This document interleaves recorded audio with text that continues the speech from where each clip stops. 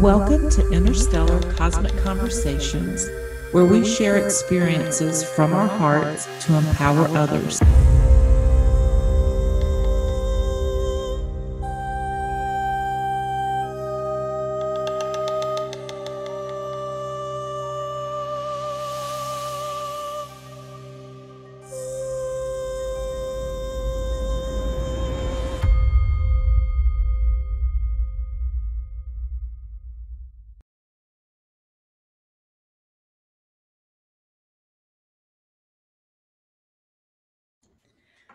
Hello, everyone. Welcome to Interstellar Cosmic Conversations.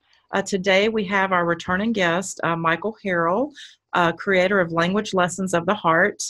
We're doing part two of our discussion on what it means to be a natural man and a natural woman. And what that really means is, just peeling off the masks that we all wear and getting back to who we are authentically and organically.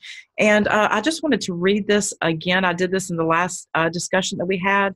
But for those that are hearing this for the first time, I just want to share what Michael has written about what Language Lessons of the Heart is. So I am going to go ahead and do this. The focus being on the end of pain and the return to loving life. I cannot say enough about emotional release as a practice. Nothing makes your subconscious conscious like emotional release. Nothing shifts your powerlessness to personal power like emotional release. Nothing heals our deepest wounds like emotional release. Do this, and not only will you get huge amounts of your memory back, but you connect to every living thing that has ever suffered, a true compassionate connection to all beings. Welcome, Michael. Welcome. Welcome, everybody. I'm having a good time.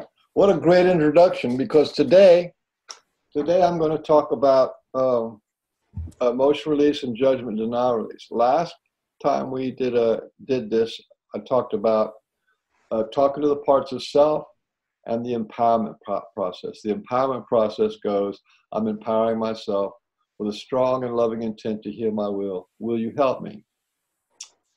And what that does, and you say it over and over again, you create a style of saying it over and over again, 10,000 times or something like that. And what's important about that is we have had negative programming of you're not good enough, shut up, be quiet, sit down, you're not behaving right, stop acting, all this stuff that we got when we were a child.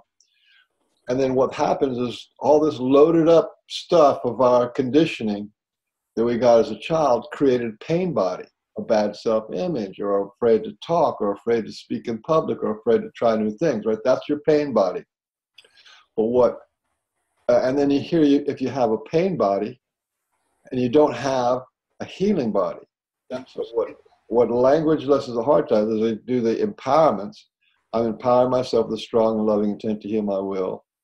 Will you help me? And if you do that, say 10,000 times over, a few months, then what happens is that begins to build a healing body. And you want your healing body to be stronger than your pain body. You may not even know all it. Like Paul was talking about. Paul was talking about there's stuff that he needs to heal, and but he hasn't got a grip on it yet. So there's stuff that we need to heal, and we may not have the power, the knowledge, or the understanding to reach that yet. So the first thing I wanted to talk about, so if you do your empowerments, you're going to build, instead of having a big pain body that you have no way of working with, you start to build a healing body so that everything becomes on your radar as a healing event instead of a wounding event. So that covers last week, last time we talked. But today, I want to talk about the first thing to kick it off is the difference between information and process. And like I was saying, information, we get loaded and loaded and loaded in information. Information forms your pain body. It forms your life. It forms the way that you walk, the way that you talk, the way that you think, the way that you feel. Yeah? And so we rely on information like it's something, right? but there's information, and then there's process. When something goes wrong or something, or you want to do something, you want to get something or do something, you need a process to do it. You know, to start a business, there's a process to do that. You know, you make a business plan and get your money together and all that kind of stuff. There's a process. So process is what gets the job done. And what we get from the media, you all know about media, is nothing but information that you cannot process. You cannot process global warming. You cannot process the war. You cannot process. You can't do anything about the economy. So and that becomes part of our internal junk, right? That we have loaded up with information with no process, none, right? So you can't do anything about the economy. You can't do anything about your bad relationship. You can't do anything about your kids on drugs. You see, there's this whole thing, or your diet or your health and all this kind of stuff. So process is really, really important. And that's what we're going to talk about today is, you know, this thing about being a natural man and a natural woman. Well, to be free of the information accumulation like barnacles on a hull, that's what it is to be natural. You know, to have that free flowing water of life without the limitations, the guilt, the shame, the suffering, the repeating patterns that you don't like, and that not liking them becomes part of the repeating pattern. So you end up liking not to like. You know, that you're not getting a good relationship, or you're not having fun, or you're not having a spiritual experience, or whatever it is.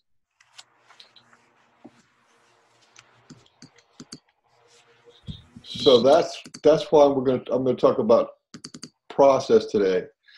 So to be a natural man or a natural woman means to remove all those things that are unnatural, the conditioning, the beliefs, the judgments, the shame, the guilt. Remove that stuff. How do you remove that stuff? It's like part of your fabric.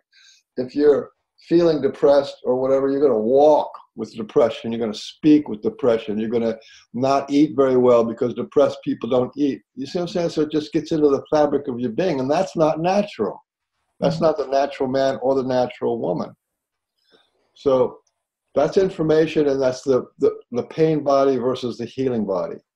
And so the first little bit of information that you need is that you have a pain body. And what the pain body is the conditionings, right? The pain body is two things, okay? It is the feeling of not being good enough, or being guilty, or being afraid, or being depressed. That's the feeling side. So you got the feeling, and I call that the snake bite. Okay, something bad happened to you. You're raped, abused, bullied. Something happened to you, and that pain, right, had those little steps that came to it, and then there's steps afterwards that created it as a loop. So now it's part of a pattern, the pain. But what keeps the pain going is your thoughts. So you have the snake bite is the pain, yeah, and the snake is the thoughts that maintain the pain into a pattern that repeats and repeats and repeats. The snake, ouch. Then the pattern is, I'm not good enough, life's not worth living, and everything I do doesn't work out. That's the words that are being spoken, see? And the words keep the pain alive. Believe it or not. Oh, you want to say something? I do, because that's really important what you just said.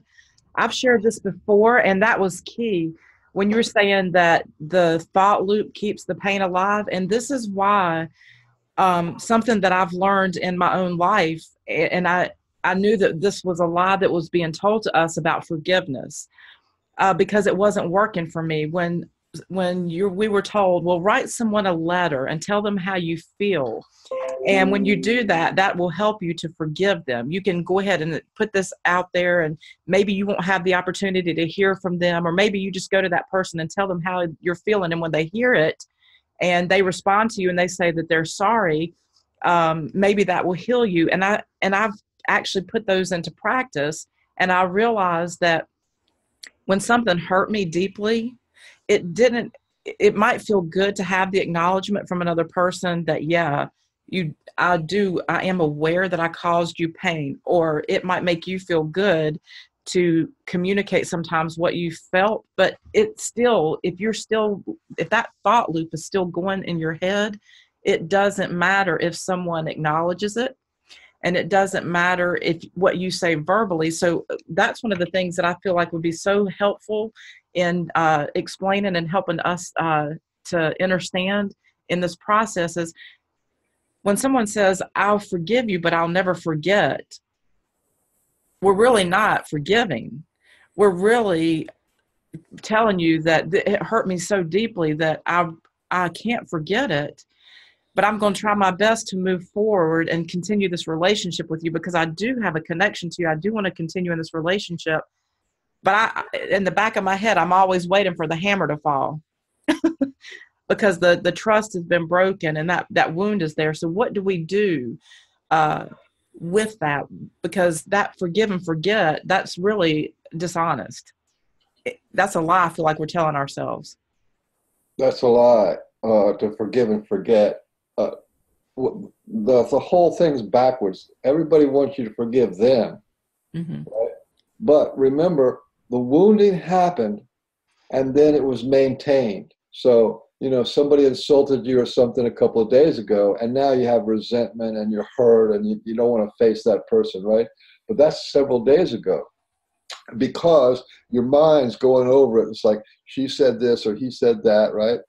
And then, but we don't see that we have like justifiable rage, justifiable anger of that person who hurt me, right? And so then that becomes the maintenance of the pain. And every time you look at that person, you have that thing. Oh, that's that person. She's a bitch, or he's an asshole, or whatever. And I hate them, or they hurt me, or whatever. And then you say, well, I'm tired of carrying that shit around. I want to forgive them, but that doesn't really work. I mean, forgiveness never really works. So here's what you have to do. You have to turn it inside and forgive yourself. Yeah. When you forgive yourself, and what are you forgiving yourself for? And I'll give you an example. If you get stung by a bee, right? You don't go around for 3 weeks later going, I got stung by a bee, I got stung by a bee, I got stung by a bee. Yeah. Because the bee stings, and that's what they do, right? So it's like bee stings, and you might tell somebody about that a little while later. But when the pain is gone, then you forget about it, right? But that's not the way we treat people. Because people would say, we have this preconceived idea that people are supposed to be kind and nurturing and respectful and all this kind of stuff. And when they're not kind and nurturing and respectful, so we have a projection on them. When they're not kind and respectful, they sting us, then we're really hurt. Oh, that person stung me, and that person did this, and that's not right. And I was, all this kind of other stuff comes up, right? So really, you forgive yourself. You forgive yourself for letting that person get to you. You forgive yourself for being triggered. You forgive yourself for being vulnerable. You forgive yourself for not seeing it coming. You see what I'm saying? When you really forgive yourself, then what you're doing with the snake and the snake bite is when you forgive the snake, then the snake bite goes away. And when the snake and the snake bite goes away, and there's nothing left, then there's nothing left to forgive the person with. If there's something to forgive the person with, it's because you have energy inside of you that's pain or anger or fear, right? You have energy inside of you that's still being looped around, and that you have to take it to the inside and release that energy. Now you might have to do emotion release, scream and yell and shout a little bit to blow it out. It's like, I hate this feeling, right? But then forgive yourself for being in that situation. Forgive yourself for letting your inner child be wounded, or forgive yourself for having your heart open too much. You know what I mean? And this is you taking care of you. And when you do this enough, this is exactly what Ho'oponopono is that self-forgiveness, self-acceptance, self-apologies, and to say, I love you and I'm going to take care of you. Yeah. And as soon as the energy is clear inside you, there is no reason to forgive anybody for anything, and you're healed. So that's one process right there. So let's start at the beginning. I want to share a little video of Dr. Bruce Lipton.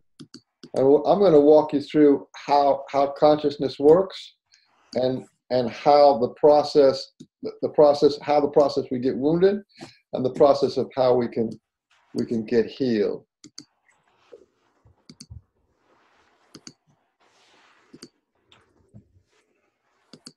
The atom is made out of energy. If you look inside the atom, there's nothing physical in there. It's basically little nano tornadoes of force fields. So there's nothing physical in an atom. And you go, wait a minute. Wait, let me get this right. Your atom is not physical. I go, yeah. But don't atoms make molecules? And I go, yeah. But then molecules, the big combinations of atoms, then they're made out of energy too. Yeah, I go, yeah, that's right. I say, but molecules make cells. Yeah, that's true. So cells are actually made out of energy. I go, yeah, and cells make us. And what you're looking at are energy beings. It's only the trick of the light that you actually physically see yourself, because it's only the light reflecting off of the energy.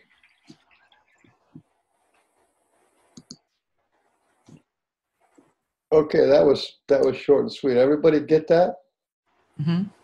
That means so we're going from the natural human man and the natural human woman, and we're going to the woundedness and how we become wounded.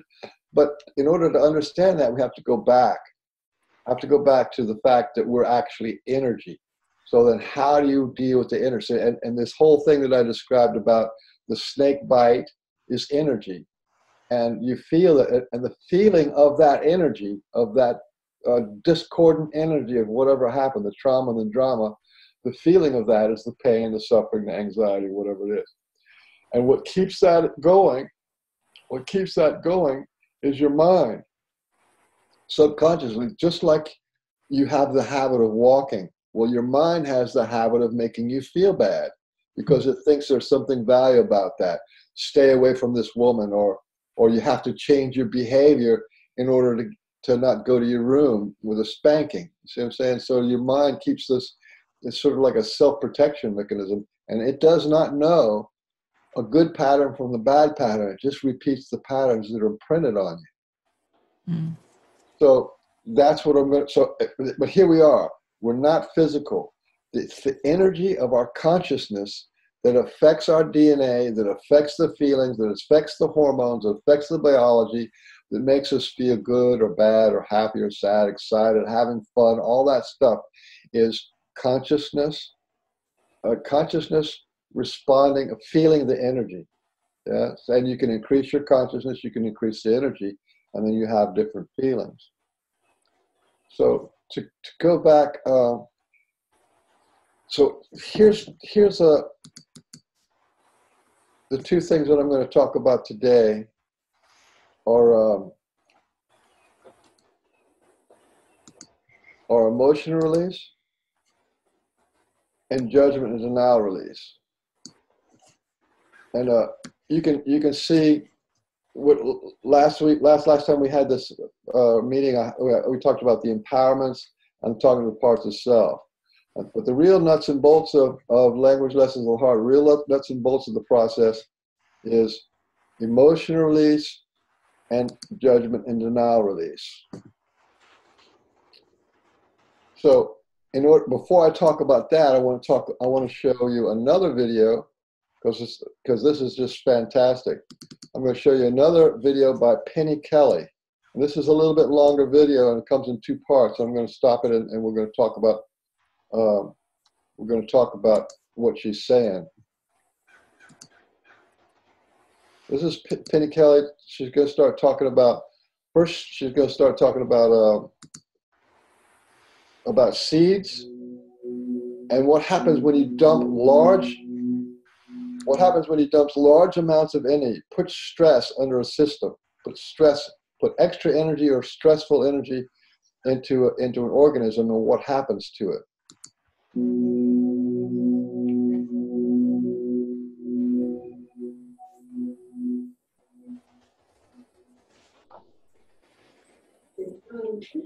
As far as the instructions for these classrooms and applications received, the question that I'm sure will come up at some point in the conversation is, what is the difference between that and GMO?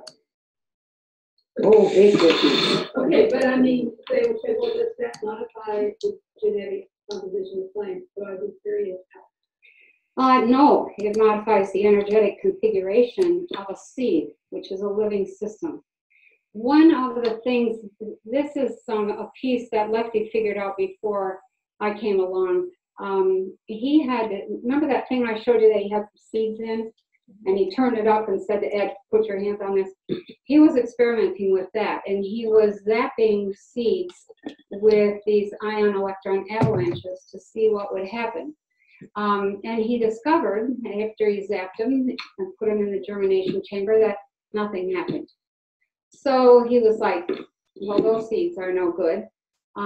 So he put them on, somewhere else in the lab. And a couple months later, he was getting ready to clean.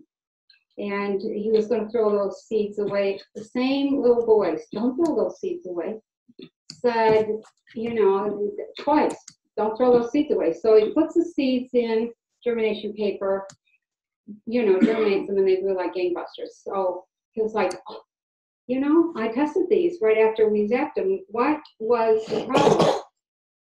So he eventually, long story short, figured out what has to happen. When you energize, when you hit a living system with a phenomenally powerful kind of energy, the little seed is a living system, okay?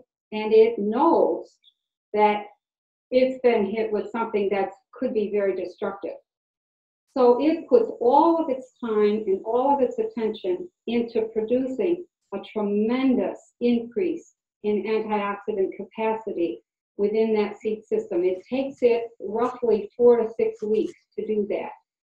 At the end of that 4 to 6 weeks, if you plant that seed, it overcomes every barrier in that field that you can think of.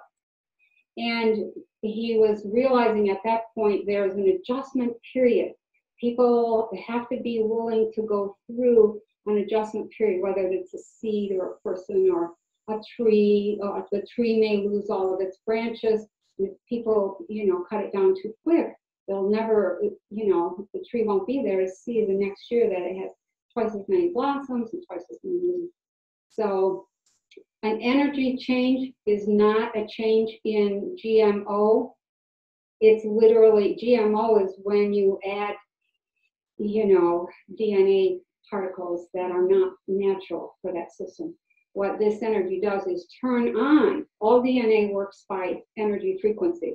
It's like playing a piano. You play that tune, that piece of DNA comes on. You play that tune, that piece of DNA comes on. So when you hit it with this energy, that new sequence of capacities becomes functional.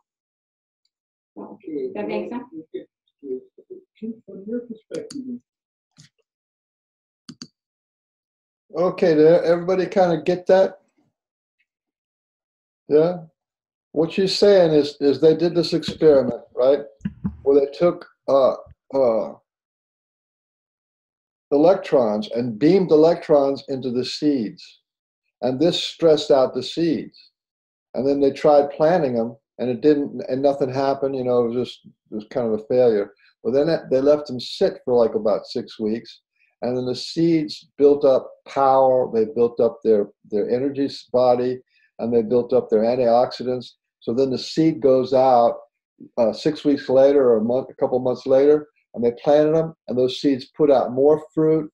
They were resistant to bugs, they were resistant to disease, they were resistant to everything, okay? So, and this is what emotional release does to us. When we get wounded and hurt and crushed and raped and murdered and beaten up, and the mountain falls on us as children, and then we carry that until our adulthood. At some point when you go to heal, right, we've been told, shut up, sit down, be quiet, the children are to be seen and not heard, don't talk back to your spouse, have respect for elders, all this stuff that we got. And then we're sitting on a big load of pain, and that makes us not flourish. We are in that not flourishing, not maximizing, not putting out that big fruit of life, right? So this is one of the things that we're talking about here is emotional release work. So when you do emotion release work, see, when we get wounded, it happens like this. Pop, pop, pop, pop. It happens like that. Snap, snap, snap, snap. Done. It happens to you so automatically you don't even know that you're wounded. It just happens to you as a child, and then you figure it out that something's not right. When you're 18, 30, whatever. Okay. And here's how it happens. We get wounded automatically, subconsciously, non-verbally, and invisibly. Oh. These little realizations hit, and they form the snake.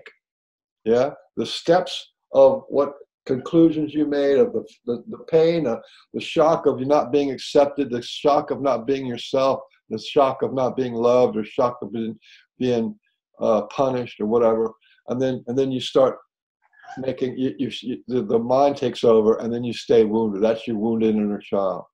Now, what happens when you do emotional release work? This is really important because the pattern of the energy and the pain and the pattern of the thoughts, it's all subconscious. Yeah, it's going to, like, you don't think about walking. I don't think about talking. This is all subconscious, automatic stuff. But when we go to heal now, to that process of healing, you have to make the subconscious conscious. You have to make what was invisible visible. You have to make what was not without words. You have to turn it into words. And then what was invisible, you have to make it visible. And what happens is, if you do emotional release work, screaming, yelling, angry, shout, or grieving, sad, and you do these intentional emotional release sessions, right? What that does is it puts you mildly back into the same kind of a shock, and it takes it out of the subconscious and makes it conscious. You begin to remember the exact event, and you see who said what, and so you can see the person, your mom, your dad, somebody who abused you, ex-wife or whatever. You can see the person, and you can hear the words. You see, and now it's all available for you to process. And this is what happens with emotional release work, and why it's so profound. Then, if you remember what Penny Kelly was talking about, how it invigorates and it makes defenses. This is you, and as a child you didn't have any defenses, but when you do emotional release, it builds up your defensive mechanisms. So you can let things roll off your back because you're much stronger, much more centered, much more sensitive, much more powerful. You move in your rage, you get this power back. And with the power and the pain, and when the pain goes and your power back, you get your memory back. So there's a lot going on with the emotional release, which is really, emotional release is about the pain body. It's about the snake bite. And you feel the snake bite. And when you scream and shout and do primal release and moan and all that kind of stuff, that is you're actually building the antibodies to that kind of abuse. You're building your healing body. So that's really, really important. And if you don't know this, see, look, animals cry, babies cry, anything that gets hurt cries. That's the natural call to action. But we have been told, shut up, don't cry. Just quit making noise, you bother me. It's like, I'll give you something to cry about. You see what I'm saying? We get all that kind of stuff, and we repress. And when we repress, then the pain keeps going, and the snake keeps biting, and then it becomes, I'm afraid to start a new job. I'm afraid to ask for a raise. Like, I'm not worthy. I'm not good enough. I'm not handsome enough. I'm not educated enough. I'm not qualified. You see, all that kind of stuff. I'm not allowed love. Everything that I try to do doesn't work out. All these conclusions become the operating system of your life, and none of them are true. Because remember, what we are is energy bodies first, and then we're physical bodies. I think this would be a great, after you share this, if somebody wants to share anything that they're feeling when you're expressing this. Yeah. Because when you were saying that, one of the things that came to my mind before we started recording, we were talking about what it means to be natural man, what it means to be natural woman. And it was really just about being able to communicate truth from your heart. And I was saying, you know, I've been a liar, I've been a cheater, and why have I been these things?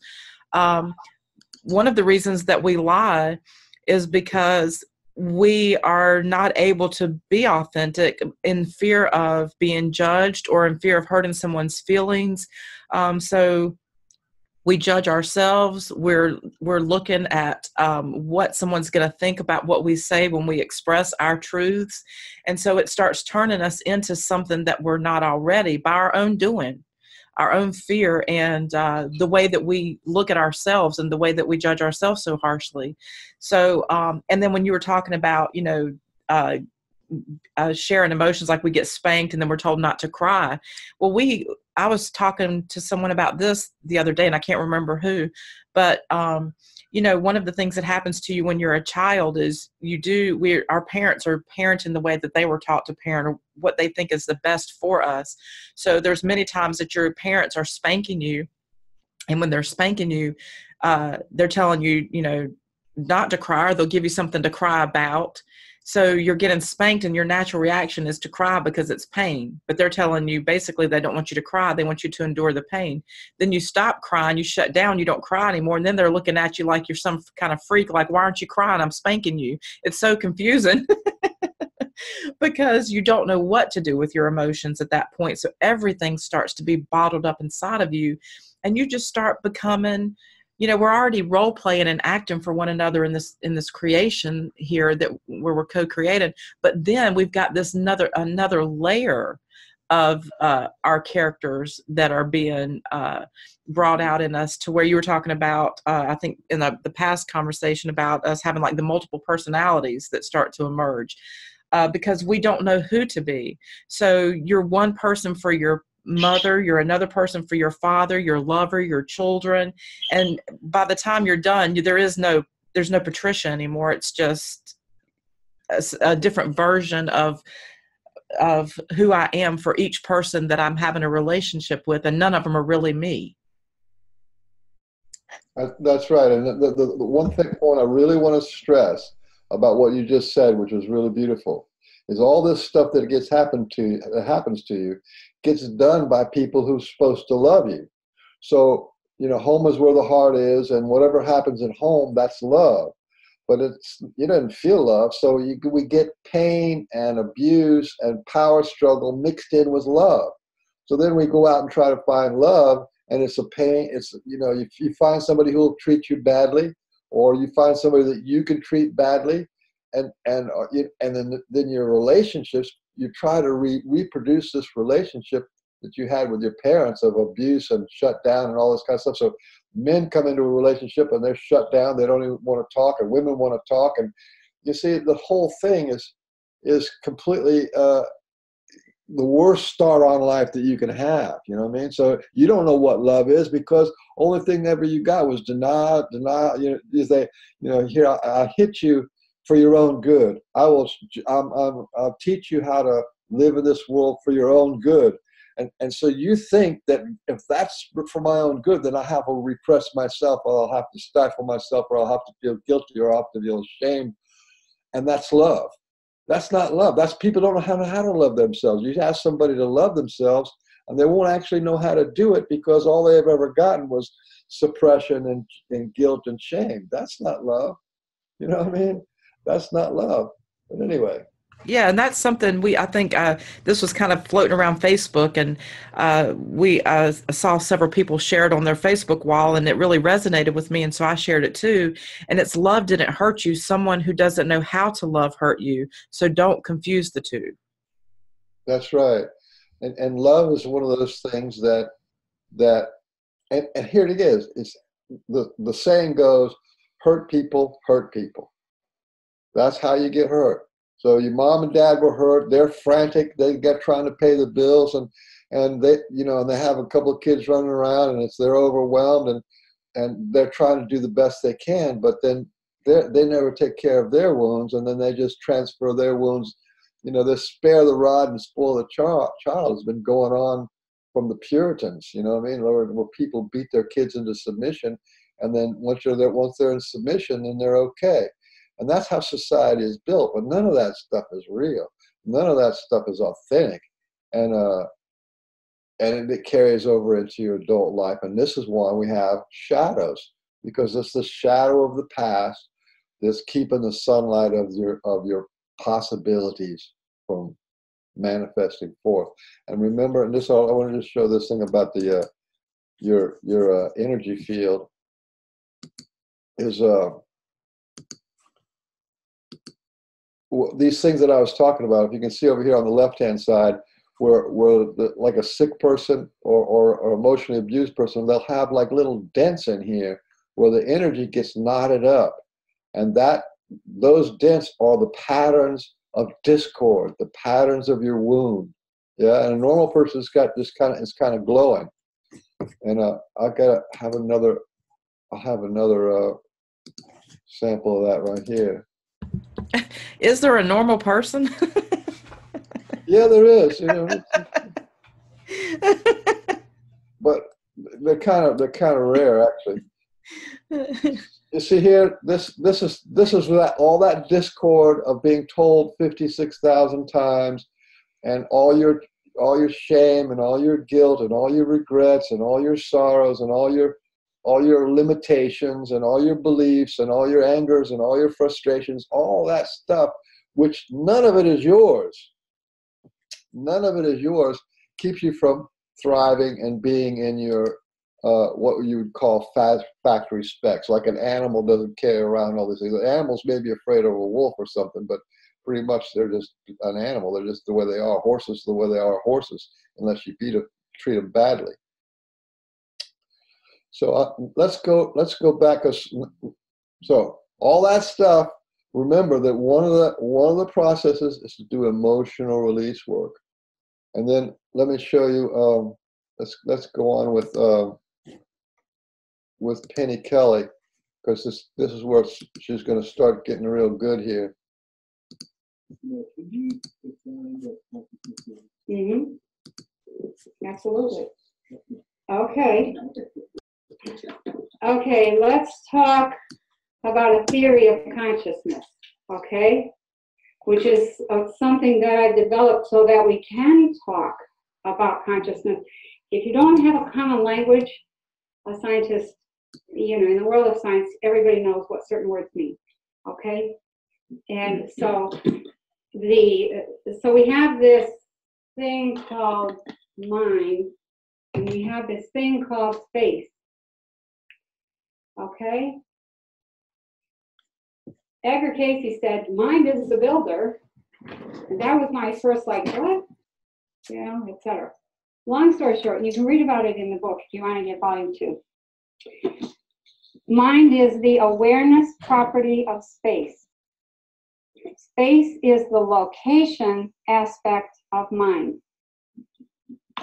When you have a full-blown Kundalini experience and you go into that space called the void, and all that's there is this awareness called I am.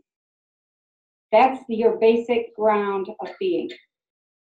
There's no movement there, there's no sound there, there's no motion there, there's nothing there. There's this incredibly blissful I am consciousness, or I am awareness. If consciousness moves, awareness does not move.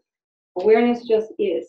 And when you go into that place of consciousness, of awareness, the I am awareness, you are in a state of orgasmic bliss in which you cannot move. You're just frozen in that bliss. It's not something you want to leave either. And you don't have any self. There's no history, there's no plants, there's no animals, there's no worlds, there's nothing there except this amazing, powerful I am. That's all that's there. And that, my friends, is the basis of everybody's existence. That is a billion little tiny particles, pinpoints of light that all hold nothing except that consciousness, or that awareness, excuse me. So, and right there, that's a perfect example of the problem that we have. Some people talk about consciousness, some people talk about mind, some people talk about awareness, Some people talk about some other thing. We got to start somewhere. So mind is and this was dictated to me by this stuff itself, okay? Mind is the awareness property of space, and space is the location aspect of mind, and that's perfectly quiet and still. Now, if that stuff begins to move, what we have is an increase in energy. It changes state and is raised to a higher state. And mind transforms to become consciousness, and space becomes energy. Consciousness is the feeling aspect of energy. Energy is the motion of consciousness. It's two sides of one coin. Energy and consciousness are one unit with two aspects. And that's your first step into what I'm going to call the possibility of a world. Could you say that again? Mind is something. Mind is the awareness property of space. And space is the location aspect of mind. Consciousness is the feeling aspect of energy. And let me tell you, all energy feels. And energy is the motion of consciousness. The motion. So if you have a powerful consciousness, you're going to get more energy. You're going to have more energy. You're going to have a bigger energetic effect. Okay? And this is consistent with the science as well. So now the third stage of development is you've got this incredible. Okay, that's really one of the main things I wanted to get across here. Remember when I said Penny was talking about the mind is the builder. So you're talking about that from the void, the mind is what starts things moving. Yeah, so mind's the builder, and the mind is the awareness of the I am. Now, I'm talking about 5D stuff. This is before you have any physicality, but it applies to us where we are now. So mind is the awareness, the I am property of space. Mind is the awareness of space, and space is the location aspect of the mind. Consciousness moves and awareness doesn't move, okay? And when the mind begins to move, it increases in energy, and the energy changes state. Mind transforms into consciousness, and space transforms into energy, okay? And we're still talking about the pain body and the energy that's stuck in your pain body in a loop, and that's held and maintained by the mind is really important. And then she talks. So you're saying that, because I want to be clear on this, because a lot of people here are very aware of our heart consciousness. So I want to make sure that I'm, taking in what you're saying correctly. So you're saying that when we're looking at the pain body and everything, because of it's coming from that mind consciousness, not the heart perspective, not the heart consciousness. It's just a pattern. It's just a pattern of energy. She goes on later on, talks about that. But okay, but yeah. Well, here's the thing. Like when you talk about the parts of the self, you have spirit, heart, will, and body. But it's not usually the heart or the will or the body that causes pain. It's usually the spirit, which is the mind. That something was said to you or done to you, or somebody who wasn't in contact with their heart, which is the awareness of the energy of your heart. They're not aware of that energy, then they can do whatever they want. And then their programs, like being inflicted by a flu, right? So they give you the emotional flu or the emotional blues or the emotional trauma. And it all has to do with energy. They throw in that energy on you. You pick it up and vibrate it as discord and pain. And then you keep that. Then your mind, once you got that discord and pain, it's exactly like when the dog's on the other street, and the dog maybe bit you one time, and then you actually change your whole behavior. You don't go around the block you don't go on that other street because you're afraid of that dog. And we hold ourselves back in the exact same way. I'm never going to say that again to my mother, or I'm never going to do this, or I'm not good enough, or You see what I'm saying? Mm-hmm. So then she said, here, this is one of the things that's so important because this is the only time I've ever heard this in 60 years. Okay, when the energy builds up, it forms a particle, and the energy becomes a particle, and the conscious becomes intelligence. Okay, the thought is the maintenance aspect of the pattern. So that's the snake. Thought is the maintenance aspect of the pattern. If you're wounded when you're 6 and now you're 50 and you're still feeling that childhood abuse, it's because it was maintained by your mind and your subconscious for that long to keep that pain intact as a pattern that messes your life. Or if you failed as a child, and then you fail as a relationship, and then all your relationships fail, and stuff like that. It gets very complicated after that. I'm just trying to keep it really, really basic. Okay, and the thoughts repeats the pattern, and the pattern is the demonstration. The pattern is the demonstration of the thoughts needed to achieve a working model. And all of your behavior patterns are little sections of thought. You know, this is what you look like, manners and mannerism. Okay, and this is what emotional release does. Is one thing that I don't know if we got to there is that when she talks about if you increase your consciousness, so we're here right now gathering information and we're learning about process, and this increases our consciousness. And if you increase your consciousness, you increase your energy. But the opposite is also true. If you increase your energy, you increase your consciousness. And it takes more energy and more consciousness to heal your inner child work. You can't heal your inner child work with the same level of energy that you stayed stuck in.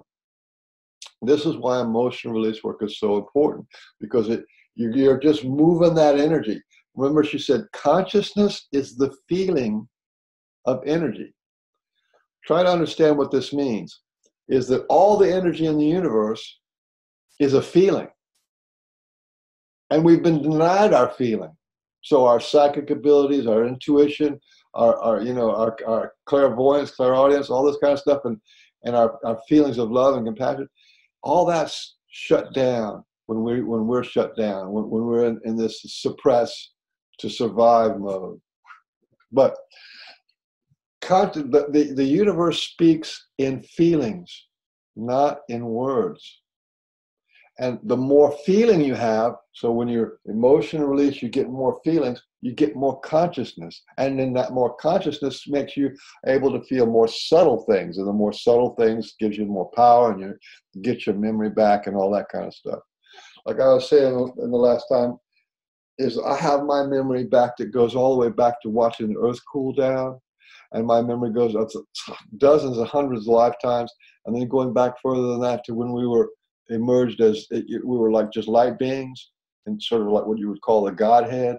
And before that to the first formation of what you would call God, which is this energy that manifested into a consciousness. And even before that to where there was back into the void.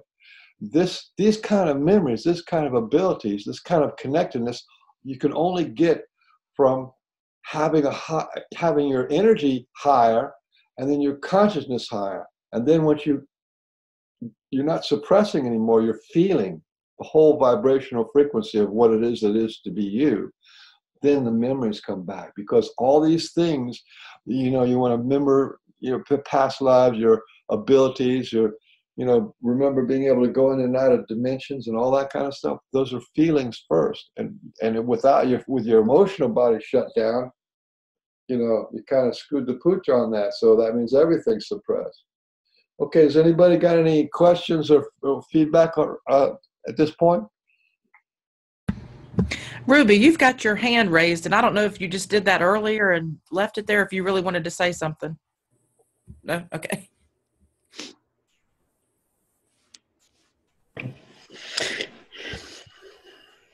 I think that Natalie, you want to? No, you're good. Then who's that? Does Paul want to say something? Go ahead, Paul. Yes, I wonder. this woman, she is talking a lot about consciousness, but she is also talking about, I wonder if she is mostly talking about the mental consciousness and not the heart consciousness, because she's also talking about Kundalini, which seems to be a kind of a mental rise of energy. So I wondered what your thought was about that. Well, energy, the whole thing about energy is it comes in patterns, right? And love, let's say, it's absolute, that I am is absolute inclusivity and unconditional love. That's the I am, right? Mm-hmm. So it is inclusive of all the patterns. It's sort of like that's why they usually say the mother, you know, the mother of everything.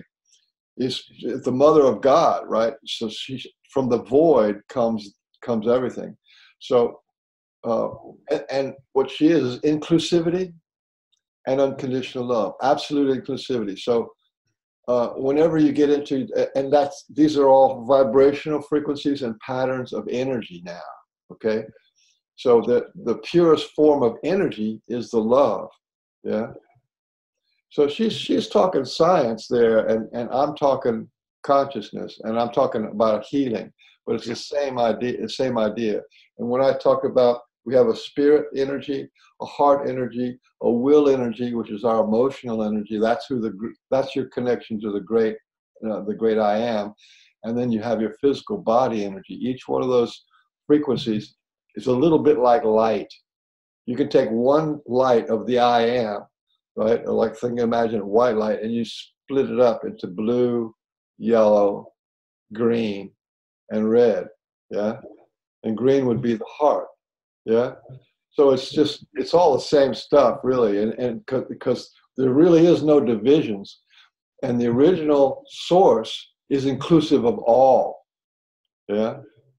But you have to feel that. So the beginning of feeling that is to feel when you're in your head, feel when you're in your heart, feel when you're in your emotional body, in your belly, in your power center, or your sexual center, and feel when you're in your body.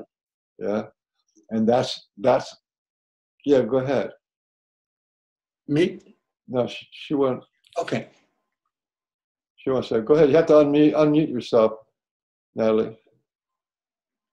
I have a question, because people are afraid to feel. That is what I always come across, because I'm also working with people, and they are afraid to feel.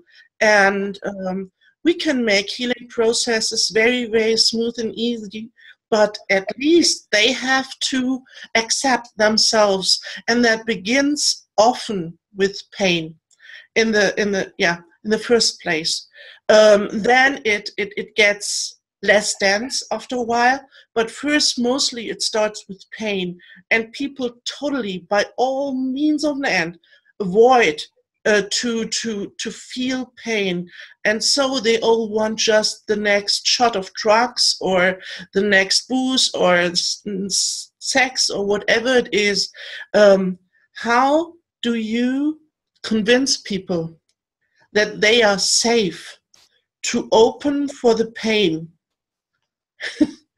Oh, well, there's a lot of ways you could do it. If you're doing one-on-one, that's one thing. But I have an exercise called Finding Your Lion Heart. And you could call it like an acting exercise. And what I do is you have your left hand, I call fear, that's your fear, and your right hand, you call anger, right? So that you use your imagination. So it's like an acting class. You use your imagination, and you imagine a dog's going to come and bite you, right? And then you allow that fear to come through you. Here again, it's kind of a trick. You say, just pretend. You pretend that the dog, it's like like you're acting, right? So then you use the dog is going to come and bite you, and you go, oh, right, and you scream and you run around, right? And then you say, okay, now imagine you have a big stick and you're going to defend yourself from that dog, and you start getting very angry and you start beating the dog or hurting the dog. You get very angry in a rage to stop the dog from hurting you, okay? Now you do that exercise, the fear and the anger, the fear and the anger, the fear into terror, anger into rage. Yeah, and what happens is these are part of your heart chakra right across here because they're connected to your heart. So instead of being this little tiny person who's afraid of anything, all of a sudden they're starting to feel fear over here, which is part of love, and anger over here is part of love, and you keep expanding that, right? Yeah. Then, after you've got this, you've conquered the dragon, you've conquered the snake, or you've conquered whatever was trying to get you, or you protected your family from the wolf pack, whatever that imagination is, you become this very strong person. You have this more energy. Again, you have more energy, and it's the energy of fear for my hurt and angry that I was hurt. Yes, the fear and anger that I was hurt. And then when you have this much bigger energy field, then you can go down into embrace the pain because you're not afraid. You're not afraid. You're a powerful person, and you moved a lot of fear. Then you can embrace your sorrow, your grief, your sadness. You can embrace the woundedness that you've had, the great, great, great pain burden that you have. But you can't really do that directly, because if you do that directly, then people, if you notice, if you do that directly, then people you'll be spending months with them just crying and crying and crying. They don't have the fear and they don't have the rage to balance it all out. Okay, so that's the fear, and then the anger, and then you go down to your pain, your grief and suffering, and then you go back up to sorrow, to gratitude, joy, and happiness. You know what I mean? It's like, yes, I did something. Yes, I protected. Yes, I felt something. You see, and that's the cross. That's what they call dying on the cross. Is you hit those four notes: the fear, the anger, then go down to whatever the pain, the grief, the sorrow, whatever that is down there that's really hurting in your belly, and then you bring all that back up through the heart. All this thing going through the heart, right? Then you bring it back up through the heart, back up to your head, and then you feel that gratitude, you feel that relief, you feel that healing, and you do your happy dance and your gratitude. You see, and that kind of what here again goes back to what Penny Kelly was saying. When you increase the vibration, you increase the consciousness, and when you allow yourself to go under the stress, even if it's a pretend stress, because it's all really pretend anyway. When you go into the pretend stress of pretending that the dog's going to bite you and pretending that you have to beat off the wolf pack or whatever it is, then that gives you like a kind of spiritual immunity. Well, I just faced a pack of imaginary wolves. I could certainly go in and see what it's like to cry as a child. You see what I'm saying? You have that spiritual immunity now, yeah, and it's empowering because you saved yourself love, right?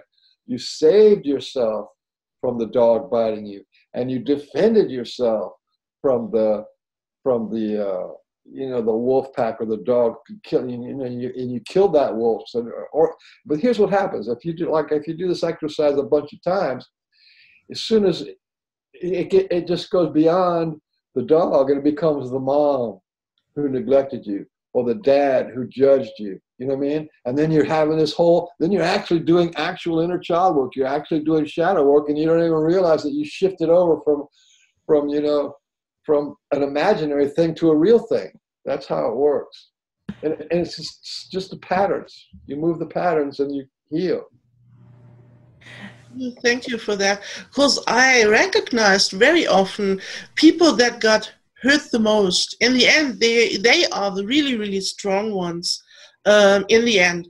But the challenging thing is that people take the first steps because they haven't experienced themselves as strong. So they are so afraid to get into the pain. And they have to.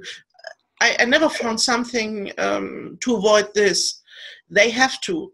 They have to. Yeah. You have to face your pain. You have to feel it to heal it. Yeah. And it's better to feel it with your energy up. Your energy, more energy and more consciousness. And what happens, we have this little energy and little consciousness, and then we're afraid because we become the inner child. We're afraid of saying anything. We're afraid of opening our voice. We're afraid of trying something new.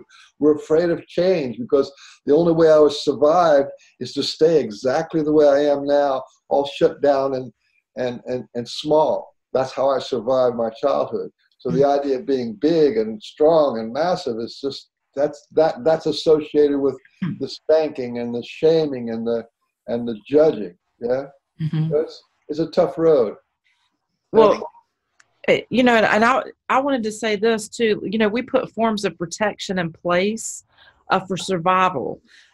So when we move out of living in survival, we move into alignment with love. And so what Michael's talking about, where we're practicing this, where we're practicing these feelings, well, in feeling, that's when we start to begin to understand who we are, and we connect to our heart and to the infinite beings that we are. So I'm going to give you a real life example instead of a role playing example, even though even in life we're role playing, but I'm going to take it to this level.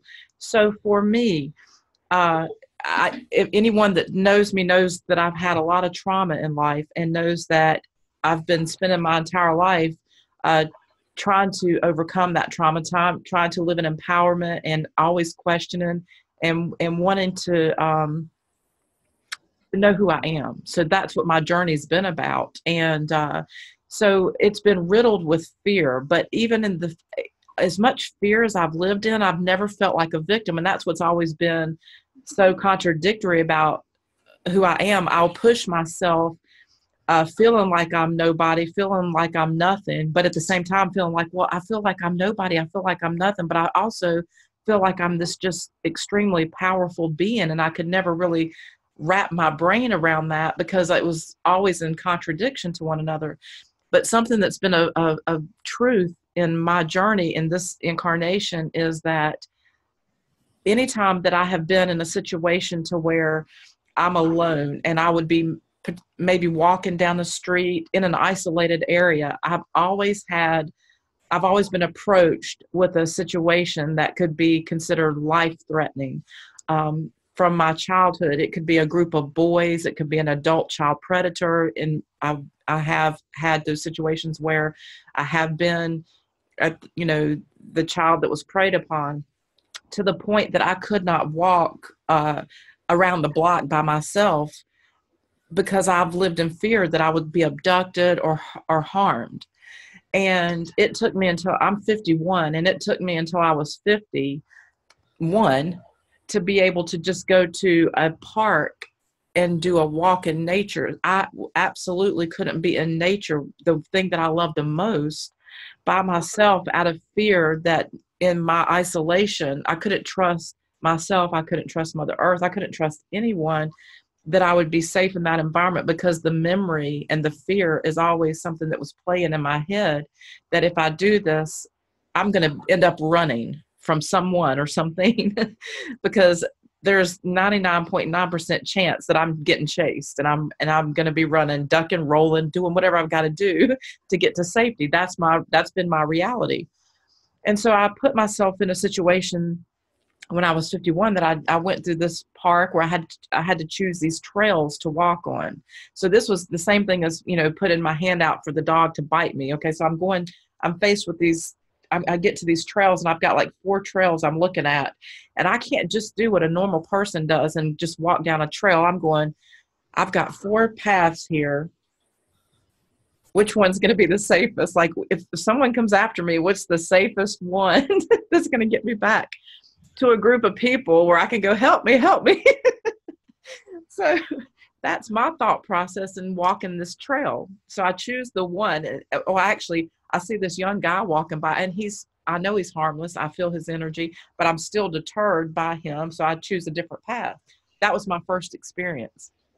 So now I'm really wanting to just go, this was recent, where I was going to go do this walk in an area where I knew that if I wasn't visible, I could be in danger. That still was playing in my head. As sovereign as I am, as much healing work as I've done, knowing that I'm infinite, and that I'm a creator, and that everything that's happening is happening for my soul's journey, for everything that I need to learn about who I am and what I want to experience in this incarnation. And I'm still walking this path with fear. And I'm like, come on, I've got to do this. And so as I'm walking, I'm looking at my environment. I'm thinking, okay, so what if somebody, harasses me? I can deal with that. I'll be fine. I can do this. And I trusted myself on this walk, but as I was walking, I got to this one area and it was very secluded. And I was like, I don't know if I started to get this very uncomfortable feeling. And when I got this uncomfortable feeling, I was coming upon this wooded area, and it was a dead end street. And I knew that I could easily have an uncomfortable situation take place and I wouldn't have anywhere to go. And so I thought, is this a rational concern? Is this really something that I should be afraid of? Or is there a real danger here? Is there something that's potentially going to harm me? And I just trusted my intuition in that moment. And I turned around and went in a different direction. And in that moment, because I realized there was a couple of things that were happening in this situation. One, I didn't let my fear stop me from taking this walk. So I did go on the walk, but I was also very aware of my circumstances and thought, still use your intuition and your inner knowing to know if there is a threat and respond to that threat. And so as I had turned around, there was nothing that in my visual that would have made me other than just this wooded area that should make me feel this fear. Like, okay, I feel like I'm being pinned in this corner and something could happen. But I turn and come back, and as I'm halfway back, I see this vehicle come. And when it came, it was this group of workers that were coming to this dead-end road. Now, what was interesting to me about this is a couple of years ago, I'd actually had a confrontation with the group of men that were in this truck. They would ride by my house constantly. And they were just like the cat calling type of things that men do, but it was always really uncomfortable, and they would make me feel uncomfortable anytime I was in my yard. So what really was happening is that energy. There was no real harm, but what I was connecting to was this uncomfortable energy that I had experienced with this group. They're landscapers, and they're in my neighborhood quite a bit, but I hadn't seen them in a long time, but I still felt that energy. And it was going to be an uncomfortable situation. So I had turned and came back out of that secluded area to where maybe it would have given them more liberty or freedom to do something that they wouldn't have done on a main street in public. And but my intuition allowed me to turn around, and there was no panic or no I couldn't trust myself. It was actually very empowering to say, hey, this is something that a 51-year-old woman ought to be able to do. She ought to be able to walk down the street without fear. But when I had that moment of uncomfortableness, that was my inner knowing that this is going to be a situation that I don't want. And I actually was able to put myself in a more comfortable environment. And when we passed one another, it was a completely different dynamic in our relationship. If that makes sense. I know I rambled on that. I hope that made sense.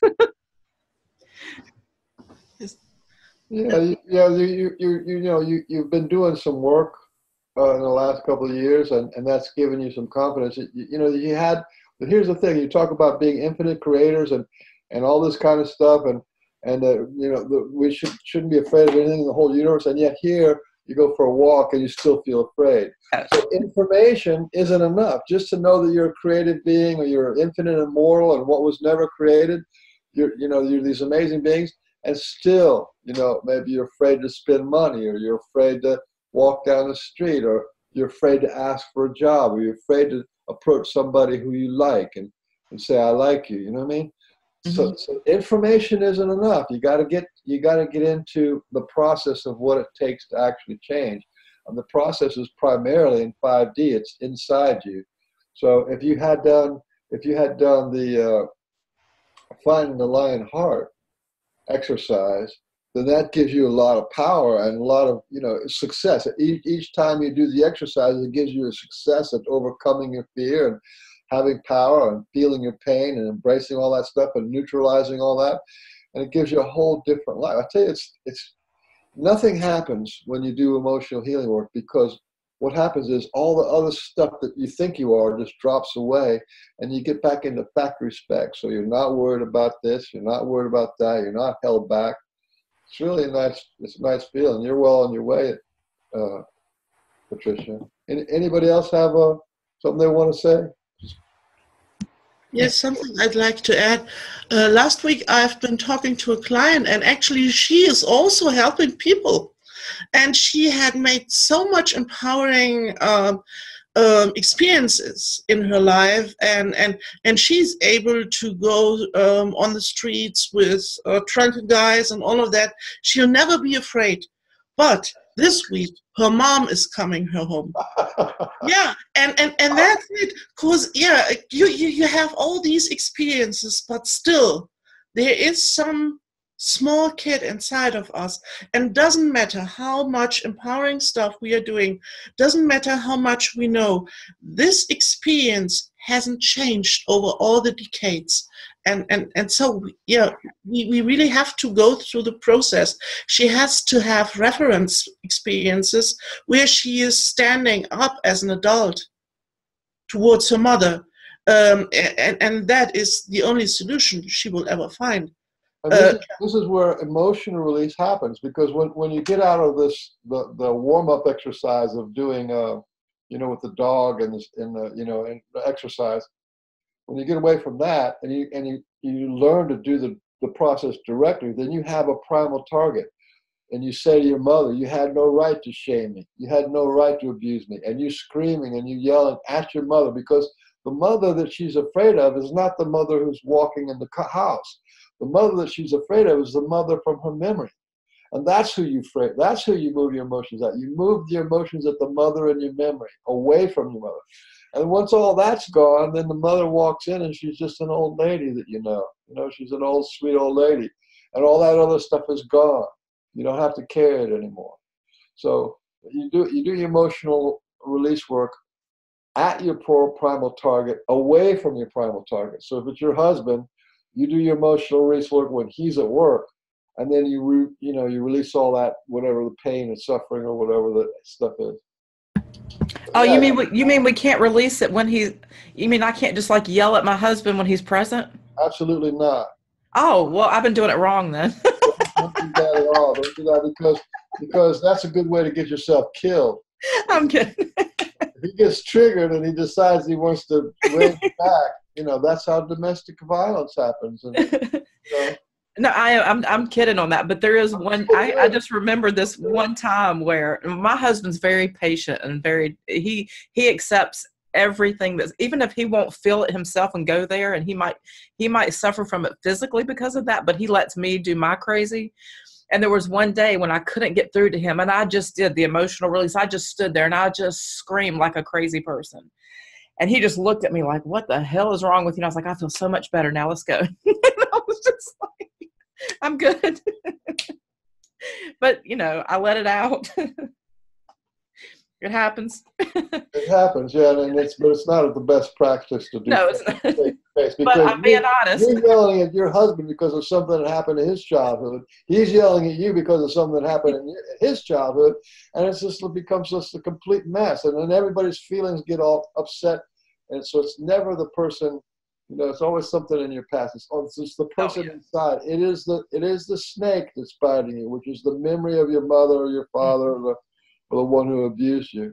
Anyway, Paul's been trying to say something for a while, so let's give Paul a chance. And also Maya too, I think. She wants to. Okay. Okay. Yes, I just wanted to share that I recognize a lot of what has been shared. Also with you, what you said, Patricia, with this experience of, for example, from me taking the tram from my school at home, sometimes I could feel panic fear, and I didn't really know why.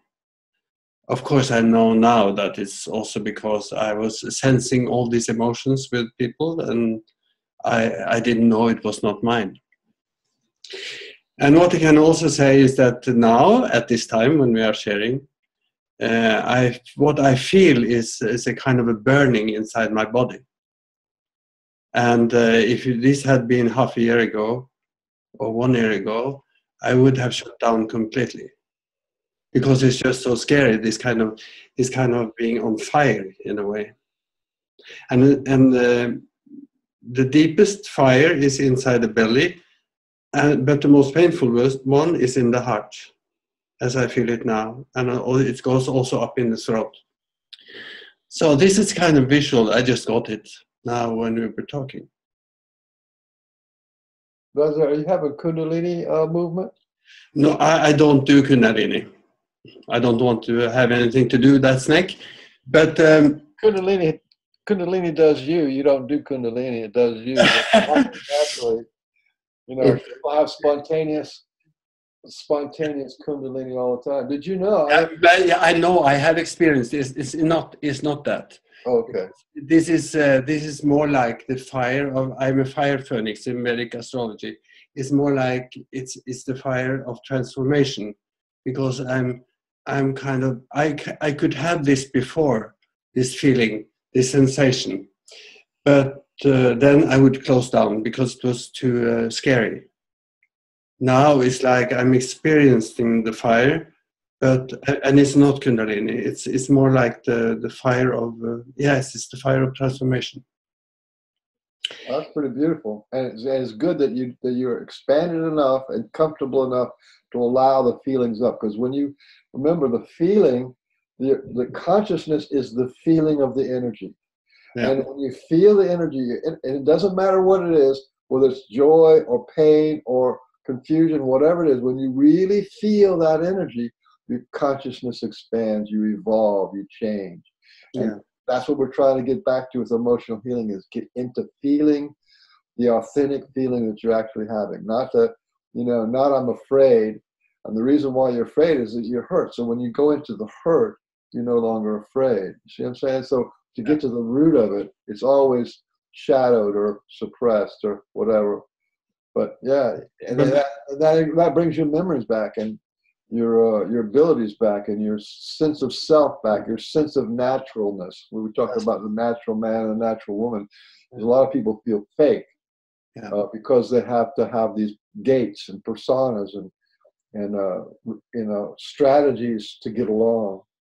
Yes. So now I want to. I mean, I couldn't express myself like this before because it was just not possible. Because it would, I probably had a very strong block in my throat. I just couldn't. Shut down right here. I was completely shut down. That's what emotional release. You scream out past you. You use this chakra right here, and this chakra, right, is connected to your heart and to your will, right. So your will, your emotional body is sitting under your heart, and when it comes up through the heart and then out the mouth, that is like the vibration. You change your vibration that way. Bawling like a baby, right? Or raging like a lion. When you let it come out through your mouth like that, that changes your vibration and it changes the whole pattern that you're doing. So it's really a good thing to do emotional release work. Anybody else? I think Maya wants to share now. Thank you, Paul. Hi, everybody, beautiful beings. Can you hear me? Yes. Yeah. I just wanted to say we are living in such an incredible time. I mean, where healing is happening in such a quantum manner. And I like the phrase you say about the will. I mean, as long as we have the will, I mean, if some of us, I mean, I always knew what I am, who I am since I was very, very, very young. But at the same time, I mean, there was such an amount of trauma, which is really, I mean, I could fill a book about that. You know, you have like men in black threatening you, never talk about what you are since you're a baby and stuff like that. So there was always like these both things, you know, there was this tremendous fear in the body all my life. And yet right now I feel like, and on the other side there was this, I mean, you have heard me singing Patricia, so you know there's this infinite being which has always been there for moments, but I never could hold that space because of all the pain and fear and, I mean, stuff which happened to me in my childhood all my life. And then you go this repetitive road, and it repeats and it repeats and repeats. But I feel like the last years, I mean, for many of us have been like being pushed in one way or the other. And then, of course, I mean, many of us don't have the money to have a therapy or whatever, so we have to figure it out all on ourselves. But the moment you have the will and ask your, however you want to call it, higher self, your true being, your essence, your spirit, with the will, hey, I mean, like last year, it has been like, poison has been a big theme in my life. So like last year, I got like really, I mean, I got hit with a glyphosate, and then I went visiting California, and there were all these chemicals with all these bacteria. My body crashed, but it was such a beautiful process now looking back. I mean, it was life-threatening situations, but calling spirit, calling this higher me, help me to go through that, and it brings you into situations where spirit guides you really, your spirit guides you to go back to the feelings where you got so bad hurt, or the feelings where you had so much, you just like, you cry these tears, or you feel it, you know. It's just beautiful. I feel it's a beautiful, beautiful time. And, you know, then sometimes you have beautiful people like you out there, and you feel the frequency, you feel the mirror, and just being in the listening, you, Patricia and Michael, and all of you, talk or just emanating. It's a beautiful time. So we can actually really come back to the center. Yeah. Yeah, thank you for sharing. And, you know, that's what you just shared is really important. When you talked about how it turned into be a beautiful time, we have to lose judgment around the sickness that's in our body. We have to lose judgment around when our body is ill, because our body is who we are, and it's always on our side. It's always wanting the best for us. So when our body is sick, and it's showing us that we need to pay attention to it, it's because it wants us to stop and look at what's going on in our life and allow this, like the emotional release. Like, we know that it's the pain body, it's the trauma, it's the things that we're holding in that are making our energy frequency, our cellular bodies not healthy. So it's just your body's way of saying, hey, pay attention, take care of yourself, love yourself. And we cast judgment on that. If we're fat, if we're skinny, if, you know, whatever it is that's going on within our body, and we compare ourselves to other people and what they're experiencing. And we don't need to do that. We need to look at what's going on with us individually and determine, you know, what is my body saying to me? What is it that I need to look at and heal within myself? Because, you know, everything about our being is there to support us. It's just the distortions that make us feel otherwise. So that's what we're connecting to and are remembering, is the whole healthy beings that we already are. So everything that happens to us and in us is all about that remembrance and that empowerment to remembering that we are healthy and whole. Yeah, and it's beautiful. As long as we have this will and this desire to be who we are, the health is so beautiful. Sometimes you meet a person, or you just one phrase, or you have this aha moment in the middle of washing dishes or whatever. Mm-hmm. So once you activated this will to feel all these emotions, stuck emotion or whatever, it's so beautiful how the universe conspires. Is that the right word? English is not my first language. Yeah, and you know, we've been made to feel embarrassed or ashamed, especially men, to be ashamed or embarrassed to feel, because it's like if you cry, if you're emotional, then you're weak.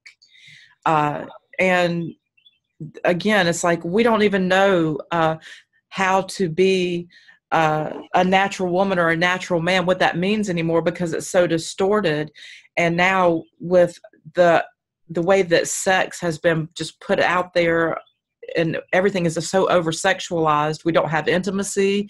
We don't have vulnerability. We don't have trust. We've lost it with our parents. We've lost it with our siblings, with our, the people that would be our life partners. So we're all struggling to find a way to be vulnerable and to be able to express that emotion, and to do it without someone laughing at us or taking advantage. And, when you open yourself up and you feel and you're vulnerable, what if you do that? And the very thing that you've been terrified to do and you allow yourself to do, and then someone takes advantage and they go right into that wound and they just rip you apart. That's a big fear. So beautifully said. Mm-hmm. And by the way, thank you, Patricia. I'm healing my greatest fear. I'm not afraid to sing in front of 1 million people, but talking in public, that has been a big deal. Yeah, I appreciate this. You've done it a few times now, so that's awesome. Thank you. It's beautiful. Thank you, Precious. You're welcome. Did Peter have something to say, or no, Patrick? You want to say something? Yeah, I guess that's kind of interesting, this whole conversation. And I'm kind of still reeling from a situation I had, but last week I had a friend call me, and he's been a friend for almost a decade, and he's an older gentleman. And it was a situation where he wanted me to come down to Southern California, and I'm up in Northern California, to watch his dog. And I haven't talked to him that much. We used to be really close, but we kind of drifted apart. And so he called the other day just to kind of firm up plans for the end of this month for me to go down there and watch his animal while he took a motorcycle ride.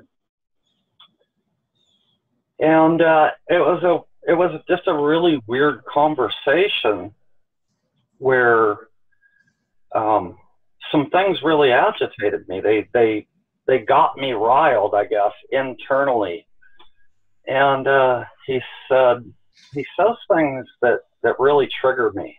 One of them is when somebody says to me, "Listen, I don't want to offend you, but I want to say something to you," and that always gets me offended, because it's like, just say what you're going to say.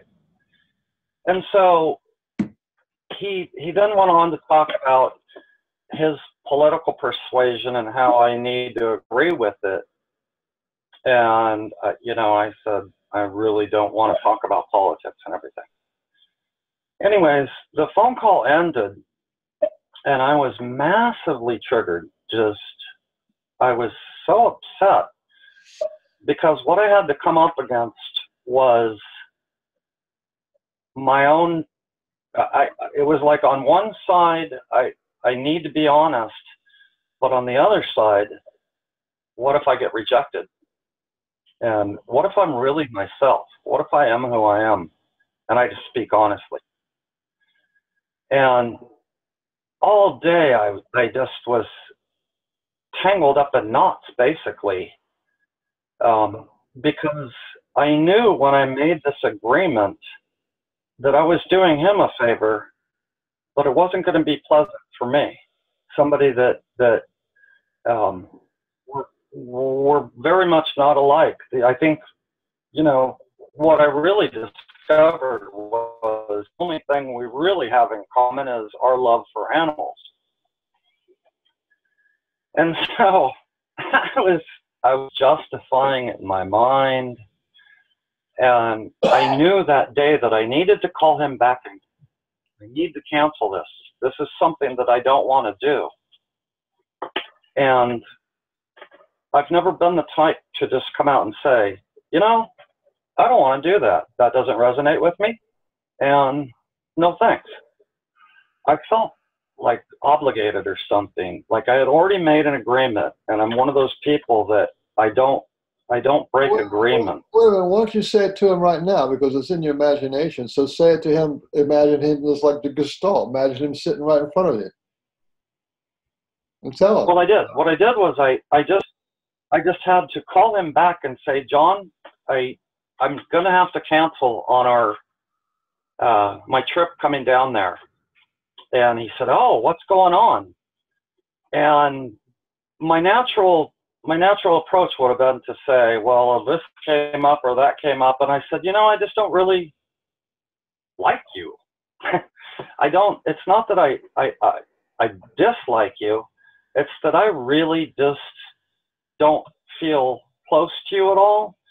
And I don't want to go down there. I don't want to be a guest in your home when everything you say to me feels antagonistic. And I had to really, it was scary. It was so scary. And, you know, I just had to say, hey, I'm not going to do this, even though you want me to. And it was as if like 100 years of weight came off my back.